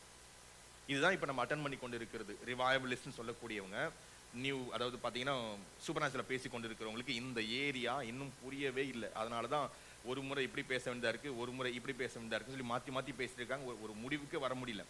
இங்க நம்ம கவனிச்சு பார்க்கிறோம், அஷ்ட சாஸ்திராவும் அதே அவரோடு கூட இருக்கிற கோரேஸும் காட் எப்படி யூஸ் பண்ண முடியுது? அவங்க சரீர பிரகாரமா தேவனுக்கு விரோதமானவங்க, ஆவி பிரகாரமா தேவனுக்கு ஒத்தாசையானவங்க. இப்போ ஒருத்தர் தன்னுடைய பிறந்த நாளை கொண்டாடுறாரு. வாசிக்கிறோம் இப்போ 2ஆம் வசனம் வாசிங்களா தானியேல்ல. ஆமா, பெல்ஷாஸ்தார் இப்போ ஒரு பிறந்த நாளை கொண்டாடுறாரு. அவரு இப்ப காடுக்கு அகெயின்ஸ்டா ஒண்ணு பண்ணணும். ஏன்னா அவர் தான் ஒரு கீ வச்சிருக்கிறார். அந்த கீல என்ன இருக்குன்னு சொல்லி கேட்டீங்கன்னா, இஸ்ரவேல் ஜனங்களுக்கு வேண்டிய ஒன்றை மறைத்து வைத்திருக்கிறார். அவருடைய தகப்பனாராகிய பாபிலோனுடைய ஆட்சியில இருந்துக்கும் பொழுது நேபுகாத் நேச்சர் எருசலேம்ல இருந்து கொண்டு வந்த பொற்பாத்திரங்களை கொண்டு போயிட்டு ஒரு அறையில போய் பூட்டி அதனுடைய சாவி அவர் வைத்துக் கொண்டிருக்கிறார். இப்போ அவங்க பையன்கிட்ட கொடுத்திருக்கிறார். அந்த பையனும் அதை வைத்துக்கொண்டு இப்போ வெளியில திறந்து கொடுக்காம, அது திறந்து வெளியில எடுத்தா இஸ்ரவேல் ஜனங்கள் பயங்கர ஆவிக்குள்ளாயிடுவாங்க. ஏன்னு கேட்டா அந்த பாத்திரத்தை பார்த்தாவே தேவன் ஞாபகம் வந்துடும், அவங்க இஸ்ரவேல் எப்படி இருந்தாங்க ஞாபகம் வந்துடும், விடுதலையோடு இருப்பதுனா என்ன ஞாபகம் வந்துடும். அதெல்லாம் வந்துடும். அதனால அதை பூட்டி வைத்திருக்கிறாங்க, யாருக்கும் காட்டாம. நீங்க பார்த்துருப்பீங்கன்னு நினைக்கிறேன், நீங்களாம் இந்த ஊரை சேர்ந்தவங்க, நாங்களாம் அந்த ஊர்ல இருந்து வந்திருக்கிறோம். அந்த ஊர்ல எல்லாம் வருஷத்துக்கு ஒரு முறை மாத்திரம் கோயில் சம்பந்தமா நான் பார்த்துருக்கிறேன். ஹிந்து கோயிலா இருந்தாலும் எந்த கோயிலா இருந்தாலும் வருஷத்துக்கு ஒரு முறை மாத்திரம் ஒரு குறிப்பிட்ட டோரை திறந்து உள்ள இருக்கிற எல்லா பொருட்களும் வெளியில் கொண்டு வந்து வாஷ் பண்ணி அந்த சாமிக்கு வேண்டிய எல்லா பண்டிகையும் கொண்டாடி அந்த 1 வீக் கொண்டாடிட்டு மறுபடியும் எல்லா பனிமுட்டுகளை கட்டி எதுவுமே உள்ள வச்சுட்டு க்ளோஸ் பண்ணி வச்சிருவாங்க. அப்படிதானே? பாத்துறீங்களா நீங்க? இங்கேயும் அப்படிதான், எல்லாத்தையும் பனிமுட்டையெல்லாம் கட்டி எடுத்து ஒரு மூலையில வச்சு பூட்டு போட்டு ராஜா கிட்ட இருக்குது கீ, இந்த கீ வெளியில வரணும். இப்போ காடுக்கு இப்போ யாரோ ஒருத்தன் எரர்ல ஒர்க் ஆகணும். இப்போ ஒருத்தன் குடிக்க போறான் திராட்சை ரசம், பர்த்டே, நல்லா கொண்டாடுங்க வேணான்னு சொல்ல. இப்போ காட்லி திங்ஸ்ல விளையாடாதீங்கன்றோம் நம்ம எல்லாருமே. யார் இருந்தாலும் ஏன் அப்படி சொல்றோம், அதையும் நீங்க எதுக்கு தாலும் அவங்களை கூட சொல்லி. நான் சொல்றேன், நல்லா கவனிச்சு பாருங்க, இவன் பிறந்தநாள் தானே கொண்டாடினான். இப்போ வாசிங்க 2ஆம் வசனம் 3ஆம் வசனம் வாசிங்க 5:3. அப்பொழுது ஆமா ஆமா இல்ல 2ஆம் வசனம். ஆமா, ருசித்து கொண்டு இருக்கையில். ஆமா ஆமா ஆமாங்க ஆமாங்க ஆமாங்க ஆமாங்க ஆமாங்க. ஏன் இது நடந்துச்சு? ஸ்பிரிட் ரெலம்ல ஒவ்வொருத்தருடைய செய்கைக்கு பின்பதாக ஒரு விஷயம் பார்த்துக்கிட்டே இருக்கு. இப்போ செருபாவிலுடைய கையில் இருக்கிற பிளம் லைனை பார்க்கறதுக்கு 7 ஸ்பிரிட்ஸ் ஆஃப் த லார்ட் பயங்கர சந்தோஷமா இருந்துச்சு. இப்ப தேவனுடைய வலது பாரிசத்திலே அதே 7 கண்களும் 7 கொம்புகளும் முன்பதான் நின்று பார்த்துக்கிட்டே இருக்கு. இவைகள் பூமி எங்கும் உலாவி கொண்டிருக்கிற ஆவிகள் சொல்றாரு. இப்போ பெல்ஷாஸ்தார் சொல்லப்படுகிற இவன் தன்னுடைய கப்பு கையில் எடுக்கிறான். இவன் குடிக்கும் போது ஒரு எண்ணத்தை எப்படி உள்ளுக்குள்ள கொண்டு வருவாங்க பாருங்க, யோசித்து பாருங்க. ஒரு எண்ணம் உள்ள வரணும். இந்த எண்ணம் என்ன எண்ணமா இருக்கணும்? இதை இப்படி குடிச்சா நமக்குள்ள எதுவுமே இல்லை. அந்த இஸ்ரவேலினுடைய அந்த சாமிது கொண்டாந்து அவப்படுத்தணும்னு சொல்லி எந்த ஆவி நினைக்குது அவனுக்குள்ள? இதுதான் கேள்வி. நம்ம எண்டு பண்ற எதுவுமே நம்மோடு கூட சுத்திட்டே இருக்குது. ஆனா அதுக்கு எப்ப நம்ம வாய்ப்பு கொடுக்கணும் தெரியுமா? நம்ம மயங்கி இருக்கும் போது நடக்கும், நம்ம மறந்து இருக்கும் போது நடக்கும். இப்ப சுவிட்ச் ஆன் பண்ணப்படுது. இப்ப கப்பு கையில எடுக்கிறாரு, குடிக்க நினைக்கும் போது யார் சொன்னது இது இப்படி குடிச்சா ஒண்ணுமே கிக்கா இருக்காது, 14 அதுமா இன்னும் வேறமா செய்யலாமா, டிஃப்ரெண்டா பண்ணலாமா, வேலண்டைன்ஸ் டே டிஃப்ரெண்டா பண்ணலாமான்னு சொல்லி பண்ணாங்க பாருங்க. இந்த டிஃப்ரெண்ட் தான் வாழ்க்கையில முடிஞ்சு போச்சு. இப்போ 10ஆம் வசனம் வாசித்து பாருங்க, 5:10. ஆமாங்க ஆமாங்க கேள்விப்பட்டு. ஆமாங்க ஆமாங்க ராஜாவே வாழ்க. ஆமா, எதுக்கு? ஏன் உன் நினைவுகளும் உன்னுடைய முகமும் ஏன் வேறுபட்டிருக்கு? 5:5. ஆமா, குடித்து வெண்கலமும் மான இரும்புமான மரமும் கல்லும் ஆகிய. எதுக்கு இந்த இந்த இடம் வந்திருக்கு புரியுதுங்களா? இந்த வைனை ஏன் இவங்க இவங்க இவங்க அதாவது இஸ்ரவேல்லேருந்து கொண்டு வந்த பாத்திரத்தில் ஊற்றி குடிக்கணும்னு நினைக்க வச்சது எது? யோசித்து பாருங்க. உள்ள இருக்கிற அந்த விக்கிரகத்தினுடைய ஆவிகள் என்ன யோசிச்சிருக்குது பாருங்க. இப்போ அந்த ஆவிகளை துதிக்கும் பொழுது அந்த ஆவிகள் இகழக்கூடிய ஒன்று என்னன்னா இஸ்ரவேலின் தேவனை. அதனால்தான் இஸ்ரவேல் தேவனுடைய பொற்பாத்திரமாகிய ஆலயத்தினுடைய பனிமுட்டுகளுக்குள்ள அதை ஊற்றி அப்பொழுதுதான் அதுங்க அதை கர்ஸ் பண்றது போல இவங்களை பிளஸ் பண்றது. அதனால்தான் புகழ்ந்தார்கள். புகழும் பொழுது ஆமாங்க. இப்ப காட் இறங்கி திடீர்னு எழுதுறாரு. எதுக்காக? அப்ப யார் வெயிட் பண்ணது? யார் இந்த எரருக்காக வெயிட் பண்ணது? நல்லா யோசிச்சு பாருங்க. தானாவே நடக்கல, இது பயங்கரமா வெயிட்டிங். காட் வந்து வெயிட் பண்றாரு. உங்களுக்கு விரோதமா உருவாக்கப்பட்டு இருக்கிற எந்த ஆயுதம் வாய்க்காது சொல்றோம். எப்படி நடக்கும்? என்னைக்கு நடக்கும்? எனக்கு ஒரு முடிவு என்னைக்கு வருங்க? காட் வெயிட் பண்றாரு. அது உங்களுக்கு தெரியவே இல்லை, நீங்க வெயிட் பண்ணல. அதான் உங்களுக்கு பெரிய பிரச்சனை. ஏசாயா 40:30 சொல்லுது, கர்த்தருக்கு காத்திருக்கிறவருக்கு புது பலன். புது பலன். இந்த புது பலன் எப்போ வரப்போகுது? இஸ்ரவேல் ஜனங்களுக்கு ராஜாவே இல்லை. அப்படி ராஜா இல்லாத போது எப்படி அவங்களுக்கு விடுதலை வரப்போகுது? லாஜிக் பேசுறோம் நம்ம. லாஜிக் பிரகாரமா ராஜா வந்தாதான், யுத்தத்தை ரெடி பண்ணாதான், முன்னாடி யோசபாத் போனாதான், இல்லாட்டி பாத்தீங்கன்னா அட்லீஸ்ட் ஜாஷுவா போனாதான் லீடரா, பிரீஸ்டா போனாதான், சாமுவேல் போனாதான் தீர்க்கதரிசியா நமக்கு எதை நடக்கும். ஆனா இவங்கெல்லாம் இல்லாம காட் கிட்ட பிளான் இருக்கு உங்களுக்கு வேண்டியது செய்யறதுக்கு. ஆனா யார் வெயிட் பண்றாங்க? யார் வெயிட் பண்றாங்க?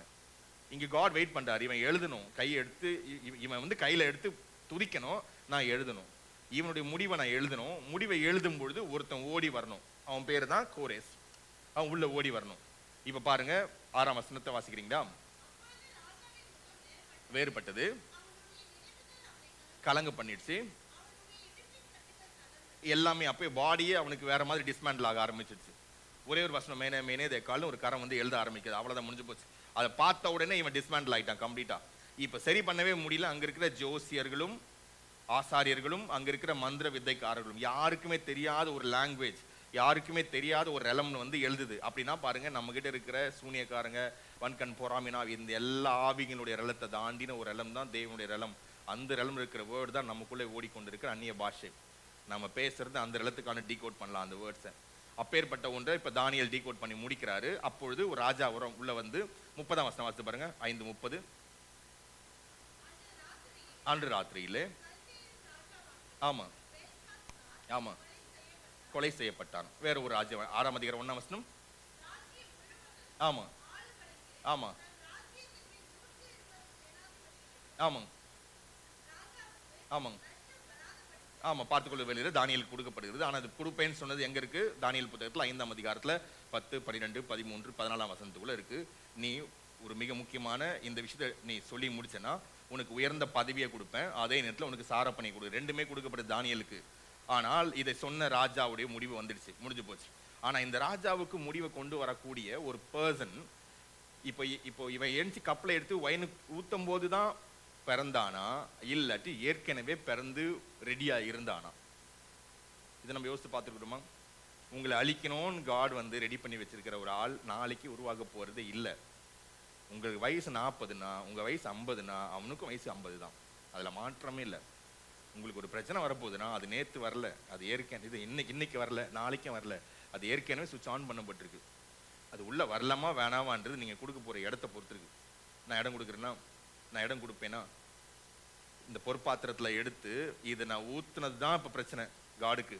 ஏன்னா இங்கே தான் டோர் ஓப்பன் ஆச்சு, நான் எடுக்கவே இல்லை, என்ன பண்ணாலும் நான் செய்ய மாட்டேன் இப்படின்னு ஒரு ஸ்டெப் நாம எடுத்தா, பேசுறது அந்நிய பாஷைன்னு சொன்னா இந்த இடத்துல இந்த ஸ்டெப்ல ஆன்சர் இருக்கு. பேசுறது தேவனுடைய ஆவியில் நிரம்பி தான் பேசுறோம்னா நமக்கு விரோதம் உருவாக்கப்படும் எந்த ஆயத்துக்கும் வழியே இல்லை. எப்படி நம்ம இந்த ஸ்டெப்ல போக முடியும்? வார்ஃபேர் பண்ணலாமா? இப்படி இப்ப நாம பண்ற வார்ஃபேர் காடுக்கு தெரியாது. நம்ம சொல்லி ஆண்டவரே அப்பா என்னுடைய பிரச்சனை அவனை பாருங்க, இதெல்லாம் காடுக்கு தெரிஞ்சது. தெரியாத சொல்லுன்றார். எனக்கு தெரியாததை நீ சொல்லு பார்க்கலான்றார். அவருக்கு தெரியாத ஒன்றுமே இல்லை. பூமி எங்கும் உலாவும்படி இருக்கிற 7 ஸ்பிரிட்ஸ் முன்னாடி வந்து பார்த்துட்டே இருக்கு. செருபாபேல் கையில் இருக்கிற பிளம் லைனே பார்த்து சிரிக்குது. ஏன் சிரிக்க சொல்லுங்க பார்க்கலாம்? அதுக்கு தெரியுது இப்போ ஆன்சர். இப்போ செருபாபேல் கிட்ட கொடுத்துருக்காரு இதை. இதுக்கு முன்னாடி தானியல் கிட்ட கொடுத்தாரு, இதுக்கு முன்னாடி தாவீது கிட்ட கொடுத்தாரு, இதுக்கு முன்னாடி சாலமன் கிட்ட கொடுத்தாரு. இப்போ பாருங்க இவங்க கிட்ட கொடுத்துருக்காரு. காட் எப்படி சூஸ் பண்றாரு பாருங்க ஒரு ஆளன்னு பாக்குதுங்க. ஏன்னா அவங்கள பொறுத்த வரைக்கும் யாரு கையில எடுக்கிறாங்களோ அவங்களோட கூட அவங்க கம்பேனியன்ஸா ஒர்க் பண்ணி ஆகணும், அது செய்து முடிக்கணும். காடுக்கு என்ன தேவையோ அது செய்கிற வேலையில் தான் கர்த்தருடைய தேவ தூதர்களும் தேவன்கிட்ட வருகிற பிரச்சனம் வைத்துக் கொண்டு இருக்கிறது. நாம இதுக்கு இடம் கொடுக்க போகிறோம், இல்லாட்டி ஈவிலுக்கு இடம் கொடுக்க போறோம். இந்த ராஜா ஈவிலுக்கு இடம் கொடுத்துட்டாரு, எழுதியாச்சு. எழுதுந்து என்ன பண்ண முடியும்? கேன்சலே பண்ண முடியாம இருக்கு. கர்த்தருடைய கரம் எழுதுனா என்ன பண்ணலாம்? இப்ப கர்த்தருடைய கரம்னா பரிசுத்த ஆவியானவர். புதிய ஏற்பாட்டுல கர்த்தருடைய கரம் அவன் மீது வந்ததுனால எலியா அந்த ஆகாபின் ரத்தத்தை காட்டிலும் அதிபரவே ஓடினான். 18ஆம் அதிகாரம் 1 ராஜாக்கள்ல. அப்போ அவள் அந்த அளவுக்கு ஹை ஸ்பீடா ஓடக்கூடியது கர்த்தருடைய கரம். அப்ப கர்த்தருடைய கரம் எழுதுது. கர்த்தருடைய கரத்தை இன்ட்ராக்ட் பண்ணி ஆஃப் பண்ணும் யாரால முடியும்? யாரால முடியும்? அப்ப அந்த இடத்துல ஒருத்தன் போய் நிக்கணும்னா நம்ம வார்ஃபேர்ல நம்ம என்ன மாதிரி ஒரு வார்ஃபேர் நம்ம பண்ணணும்? டங்ஸ்ல அந்த ஒரு டங்ஸ் இருக்கு. நம்ம அந்த ஏரியாலாம் யோசிக்கிறதே இல்லை, நம்ம பேசிக்கே தாண்டவே இல்லை. இங்க தானியல் வராரு, இன்டர்பிரேஷன் பண்ண முடியுது. இந்த வேர்டை இன்டர்பிரட் பண்ணுகிற இவனுக்கு இல்லை, இதை கேன்சல் பண்ணணும்னு ஏன் யோசிக்கவே முடியல? ஏன்னா இவன் எடுத்த ஸ்டெப் வந்து பாத்தீங்கன்னா அந்த தேவர்களை துதிச்சது தான் இப்ப பெரிய பிரச்சனை. இப்ப நாம யாரோட சேர்றோன்றது முக்கியம் இல்லை, ஆனா அவங்க செய்கிற செயல்ல நம்முடைய ஈடுபாடு எந்த அளவுக்கு இருக்குதுன்றதை பொறுத்து இருக்கு நமக்கு இந்த இடத்துல ஜெயமா தோல்வியான்றது. இதுல நம்ம எங்க இருக்கிறோம்? நம்ம எல்லாரோடும் ஒன்னா சேர்ந்தா இருப்போம். ஆனா எங்க நம்ம ஒன்னா இருக்கிறோம் ஒன்னா இல்லைன்றது நம்முடைய ஸ்பிரிட் சோல் பாடியில நம்ம எப்படி நம்ம டிட்டர்மைன் எப்படி நம்ம நிர்ணயிக்கிறோம்? காடோடு கனெக்ட் ஆகி ப்ரேயர்லையும் பைபிள்லையும் கரெக்டாக இருக்கிறவங்க எந்த இடத்துல கரெக்டாக ஷார்ப்பாக இருப்பாங்க, எங்கே ஸ்லோவாக இருப்பாங்க, எங்கே நம்ம பாசிவாக இருப்போம், எங்கே நம்ம ஆக்டிவாக இருப்போம். இதெல்லாம் யோசித்து பாருங்களேன். இதெல்லாம் தான் நமக்குள்ளே கொடுக்கப்பட்டிருக்க தேவனுடைய அதாவது அவரை நமக்கு ஞானம், நீதி, மீட்பு, ரட்சிப்புமானார், பரிசுத்தமானார் சொல்கிற வார்த்தை எங்கெல்லாம் ஆன் ஆகுது? இந்த இடத்துல என்ன பண்ணும், இந்த இடத்துல என்ன பண்ணும், இந்த இடத்துல என்ன பண்ணும். நீங்கள் இங்கேருந்து சுவிட்ச் ஆன் பண்ணுங்களா? வாயை திறக்க போகிறோம், பேச போகிறோம், அகேன்ஸ்டாக வரப்போகுது. இங்கேன்னு சொல்லுங்கள் நோ பேசக்கூடாது, எனக்கு இன்னைக்கு இப்படி தான் வரணும் ஆன்சர், எனக்கு இப்படி தான் வரணும் ஆன்சர் நிர்ணயிங்க. முன்னாடி போய் நின்று இல்லை ஆண்டவரே ஸ்தோத்திரம் ஆண்டவரே கடபலஷா அப்பா அதெல்லாம் அங்கே இல்லை. வீட்டில், ப்ரேயர் ரூமில், ஃபெலோஷிப்பில் 2 பேர் ஒருமனப்பட்டாளுங்க. சரியான ஒருமனப்பாடு இருக்கிறவங்களை கூப்பிடுங்க, சேர்த்துக்க நிற்க வைங்க, ஒருமனப்படுத்துங்க. முதல்ல முடிஞ்சு போச்சா, இப்போவா நம்ம இதுக்குள்ளே போகிறோம், நம்ம இதுக்குள்ளே போகிறோம், இந்த மாதிரி பண்ணணும், இந்த மாதிரி பண்ணணும், எனக்கு இந்த ஆன்சர் வரணும் அப்படி கேட்டு பாருங்க. அது பேர் ஃபெலோஷிப். இங்கே ஃபெலோஷிப் என்னது? Gossip is not fellowship. அதான் முக்கியமாக அந்த காசிப்பர்ஸ்லாம் ஒன்றா சேர இடம் ஃபெலோஷிப்பே கிடையாது. அதுவும் அகேன்ஸ்ட் காட் தான். இதெல்லாம் நம்ம கவனிக்கணும். பேசவே முடியாது, யார்கிட்டையும் எதுவுமே பேச முடியாது. நீ அப்படின்னு பார்த்தீங்களா, அங்கேயே ஒன்று ஆரம்பிச்சிடும். அதுவே ஃபர்ஸ்ட் ஸ்பிரிட். அது நான் சொல்கிறேன், காட் வைத்திருக்கிறத எடுக்கணும்னா நம்ம மனுஷங்களாக இருக்கக்கூடாது. அதனால தான் தேவ செயல் செய்யும் பொழுதெல்லாம் பரலோகத்திலிருந்து தேவதூதர்கள் பார்க்க வந்துடுறாங்க. செருபாபேல் கையில் தூக்குநூல் வந்ததை பார்க்கறதுக்கு ஏன் ஏஞ்சல்ஸ் வந்தாங்கன்னா இதுதான் காரணம். இப்படி தான் நம்ம கண்டுபிடிக்கணும். எடுத்து நம்ம வாசித்து பார்க்க போகிறோம். நம்ம மறுபடியும் பாருங்களேன், 65ஆம் ஐசாயால 65ல் 1-2 முடிக்கலாம். நம்ம விசாரித்து கேள்வி தேடாம இருக்கிறவங்களால எப்படி தேடப்பட முடியும்? நீங்க அவரை கண்டுக்கவே இல்லை, அவர் எப்படி உங்களை அவன் கண்டுக்கவே இல்லை, அப்பதான் அவங்க கிட்ட போய் நிக்கணும்னு எப்படி காடுக்கு இப்படி ஒரு அசைன்மெண்ட் எப்படி யார் கொடுத்தது? இதான் கேட்கிறேன். நம்மளை சுத்தி இருக்கிற ப்ரோக்ராம கொஞ்சம் புரிஞ்சிக்கலாமா? எதுவுமே நமக்கு உகந்ததா இல்லை, ஆனா காட் இதுதான் நம்முடைய ஆப்பர்ச்சுனிட்டா எடுத்திருக்கிறாரு. அப்படின்னா காட் என்ன மாதிரி பிளானை வைத்திருக்கிறாரு? இதை நம்ம எப்படி புரிஞ்சுக்க போறோம்? பூமியின் உள்ள பிளான்ஸே கிடையாது, ஹெவன் வச்சிருக்க பிளான் உங்களை பத்தி. அதனால தான் சொல்லப்பட்டிருக்கு, before the foundation of earth நாம் அவருக்குள்ள அன்பில் பரிசுத்தம் உள்ளவர்களும். வாசிப்போம் எபேசியர் 1:4, 1:5, 1:6. குற்றம் இல்லாதவர்களுமாய், ஆமாம், பரிசுத்தம் உள்ளவர்கள், குற்றம் இல்லாதவர்கள், ஆமா, முன்குறி, ஆமாம் ஆமாம் ஆமாம் ஆமாம் ஆமாம் ஆமாம் ஆமாங்க. அவ்வளவுதான் முன்குறித்து இருக்கிறார். என்னன்னு சொல்லி போட்டிருக்கேன், ஃபுல் லிஸ்டே போட்டிருக்காங்க. பிள்ளைங்க அவங்களுக்கு வேண்டியது எல்லாத்தையுமே முன்குறிப்புல உள்ள வந்துடுச்சு. அவ்வளவுதான். ஒரே ப்ரேயர். போய் நின்றுட்டு இல்லைன்னு சொன்னீங்கன்னா படிக்கலன்னு வார், எனக்கு இது வரலன்னு சொன்னீங்கன்னா படிக்கலன்னு வார், இல்லை இது நடக்கவே இல்லை படிக்கலன்னு வார். ஒரே வார்த்தை. எபேசியர் 1:5, 1:8 அவ்வளவுதான். மனப்பாடம் பண்ணி வச்சுக்கோ. இதுதான் உன்னுடைய ஃபுல் சாப்டர். இதை தாண்டி எங்கிட்ட பேச வான்வார். என்ன பேச போறோம் இப்போ நம்ம? எனக்கு ஒரு ப்ரேயர் ரிக்வெஸ்ட், நீ படிச்சு பார்த்தியா? 1:5 1:8 இந்த லிஸ்ட்ல நீ பிள்ளையா இருக்கிற, தேவனுடையது எல்லாம் உன்னுடையதா இருக்கிறது, பரலோகத்தில் பிரஜையா பூமிக்கு வந்திருக்கிற, இதுக்காக கிறிஸ்து அனுப்பியிருக்கிறார், கிறிஸ்துடைய மகிமை உனக்கு இருக்கு, கிறிஸ்துடைய முகம் உனக்கு முன்பதாக பிரகாசிக்கிறதாவே இருக்கிறது. அப்படின்னா இப்ப என்ன கேட்க போறேன்னு கேட்கிறாரு. நம்ம கேட்கும் போது ஆண்டவன் கூட இல்லையா, இயேசு கூட இல்லையா, நடக்கலையா, வரலையான்னு கேள்வி கேட்டா என்ன ஆன்சர் பண்ணுவோம்? நம்ம ப்ரேயர் பண்ண போறோம். இப்ப நம்ம உங்களுக்கு பருந்து பேச போறோம். ஆனா எந்த அடிப்படையில காட் செய்யாதது என்னன்னு சொல்லணும். இப்போ காட் கிட்ட வார்ஃபேர்ல இவ்வளவு ஸ்டெப்ஸ் நம்ம கொண்டு வந்து நிறுத்த போறோம். எப்படி எல்லாம் கவனிக்க போறோம்? லைன் பை லைனா வேதத்தை நம்முடைய ரத்தத்தோட கலக்கணும். நம்ம அவர் ரத்தத்தையும் சரீரத்தையும் உட்கொள்ளுகிறோம். வார்த்தையை ரத்தத்துக்குள்ள விடவே மாட்டேங்கிறோம். வார்த்தையை ரத்தத்துக்குள்ள விட வைக்கணும். அதுக்காக தான் சொல்றாரு, இயேசு கிறிஸ்து பூமியில 3.5 வருஷம் தான் மினிஸ்ட்ரி பண்ணார். 3.5 வருஷத்துல பேசின ஒரு வேர்டு விடாம எழுதி வச்சிருங்க. பைபிள் எழுதிருக்கு ரெட் லெட்டர்ஸா, நீங்க எழுதி வச்சிருங்க. அதுல உங்களை பத்தி எங்கெல்லாம் பேசியிருக்கிறார், ஆண்டவர் அந்த மாதிரி பேசவே ஆண்டவர் அப்படிலாம் பொதுவாகவே பேசாதீங்க, பர்சனலா பேசுங்க. எனக்கும் காடுக்கும். அப்பதான் பூமியில நம்ம ஒரு வேலையை செய்ய வந்திருக்கிறோம். இப்போ 9ஆம் வசனம் வாசி பாருங்க. எபேசியர் 1:9, 1:10. ஆமாங்க ஆமாங்க. பரலோகத்தில் இருக்கிறவைகள், இங்க நம்ம ஊர்ல இருக்கிறவைகள். எப்படி இது ரெண்டுத்தையும் ஒன்னா சேர்க்கணும்னா, நான் தான் இப்போ ஸ்பிரிட் சோல் பாடியா இருக்கிறேன். இப்போ நான் தான் இது ஒர்க் பண்ணும். நான் தான் சாயிலா இருக்கிறேன், ஸ்பிரிட்டா இருக்கிறேன், ஃபயரா இருக்கிறேன், வாட்டரா இருக்கிறேன். நான் தான் இப்போ ஒர்க் பண்ணும். எப்படி நான் ஒர்க் பண்ண போறேன்? என் பாடியில சாயில பூமியினுடைய சம்பந்தமானது, இதுல காடை கலக்க போறேன். இப்போ இதுக்குள்ள இருக்கிற வாட்டரை நான் எந்த ஏரியால வைத்துக் கொள்ளணும், எந்த ஏரியால இருக்கக்கூடாதுன்றதை முடிவு பண்ணணும். என் ஸ்பிரிட்ல இருந்து நான் எல்லாத்தையும் எடுக்கணும். பட் என்னுடைய மைண்ட்ல இருந்தும் என்னுடைய இன்டெலெக்சுவல்ல இருந்து நான் எடுக்காம காட் கிட்ட இருந்து எடுக்கணும். இங்கதான் சொல்லப்பட்டிருக்கு. 1:10, 11 வாசித்து பாருங்களேன். இப்போ ஆமாங்க ஆமாங்க ஆமாங்க ஆமாங்க ஆமாங்க. இது எல்லாமே சேர்ந்து ஹோலி ஸ்பிரிட் ஒரு வேர்டு. சித்தத்தின்படி, தீர்மானத்தின்படி, இதெல்லாம் ஹோலி ஸ்பிரிட் என்ன சொல்றாரு? ஆமாங்க ஸோ நம்ம சோசன். ஆமாங்க ஆமாங்க. கேட்கும் பொழுதே என்ன பண்ணோம்? ஆமாங்க ஆமாம். சீல்டு. ஆமாங்க ஆமாங்க ஆமாங்க ஆமாங்க. ஸோ நமக்கு பயங்கரமான அஷூரன்ஸு, நம்மை எந்த ஒரு அடிமைத்தன ஆவியும் அடைக்க வைக்க முடியாது. ஏற்கனவே நம்ம டெலிவர்டுன்ற ஒரு வார்த்தை தான் அங்கே சொல்லப்பட்டிருக்கு. We are sealed by the power of the Holy ஸ்பிரிட்னு சொல்லப்பட்டிருக்கு. காரணமே அதுதான். புரியுதுங்களா? இதுதான் நாம யார் என்பதை அங்கே தெளிவாக இருக்கு. நம்மை அழுத்த ஒன்றால முடியவே முடியாது. இப்போதான் ஆரம்பிக்கிறார். 18 வாசித்து பாருங்க. ஆமாங்க ஆமாங்க ஆமாங்க. தமிழ்ல வந்து அப்படியே எடுத்துட்டே ஒரு ஆங்கிலத்தில் எடுத்தோன்னு தெளிவாக சொல்லப்பட்டிருக்கிறது. நாம பரலோகத்தோட இணைஞ்சவங்க பூமியில் நின்று கொண்டு இருக்கிறோம். பூமியில் இருக்கிற சகல அதிகாரமும் நம்மளுக்கு காலுக்கு கீழே இருக்கு. இயேசு கிறிஸ்துவோடு நம்ம உட்கார்ந்து கொண்டு இருக்கிறோம். 2:7 2:8 இது உங்களால் நடந்ததில்லை, இது காட் உங்களுக்கு கொடுத்தது. இப்படிதான் கையில கொடுக்குறார். இப்படிதான் நம்ம ஆரம்பிக்கிறோம் இந்த லைஃபை. அப்படி என்றால் இந்த இடத்துல காடோட கனெக்ட் பண்ணி போகக்கூடியதை நம்ம ஃபோக்கஸ் பண்ணணும். கண்ணில் மணி ஜெபிக்கலாமா? இந்த வழியில கண்ணில் மணி ஜெபிக்கலாம். அப்படின்னு எழுந்து நிற்கலாமா? எல்லாருமே எழுந்து நிற்கலாமா?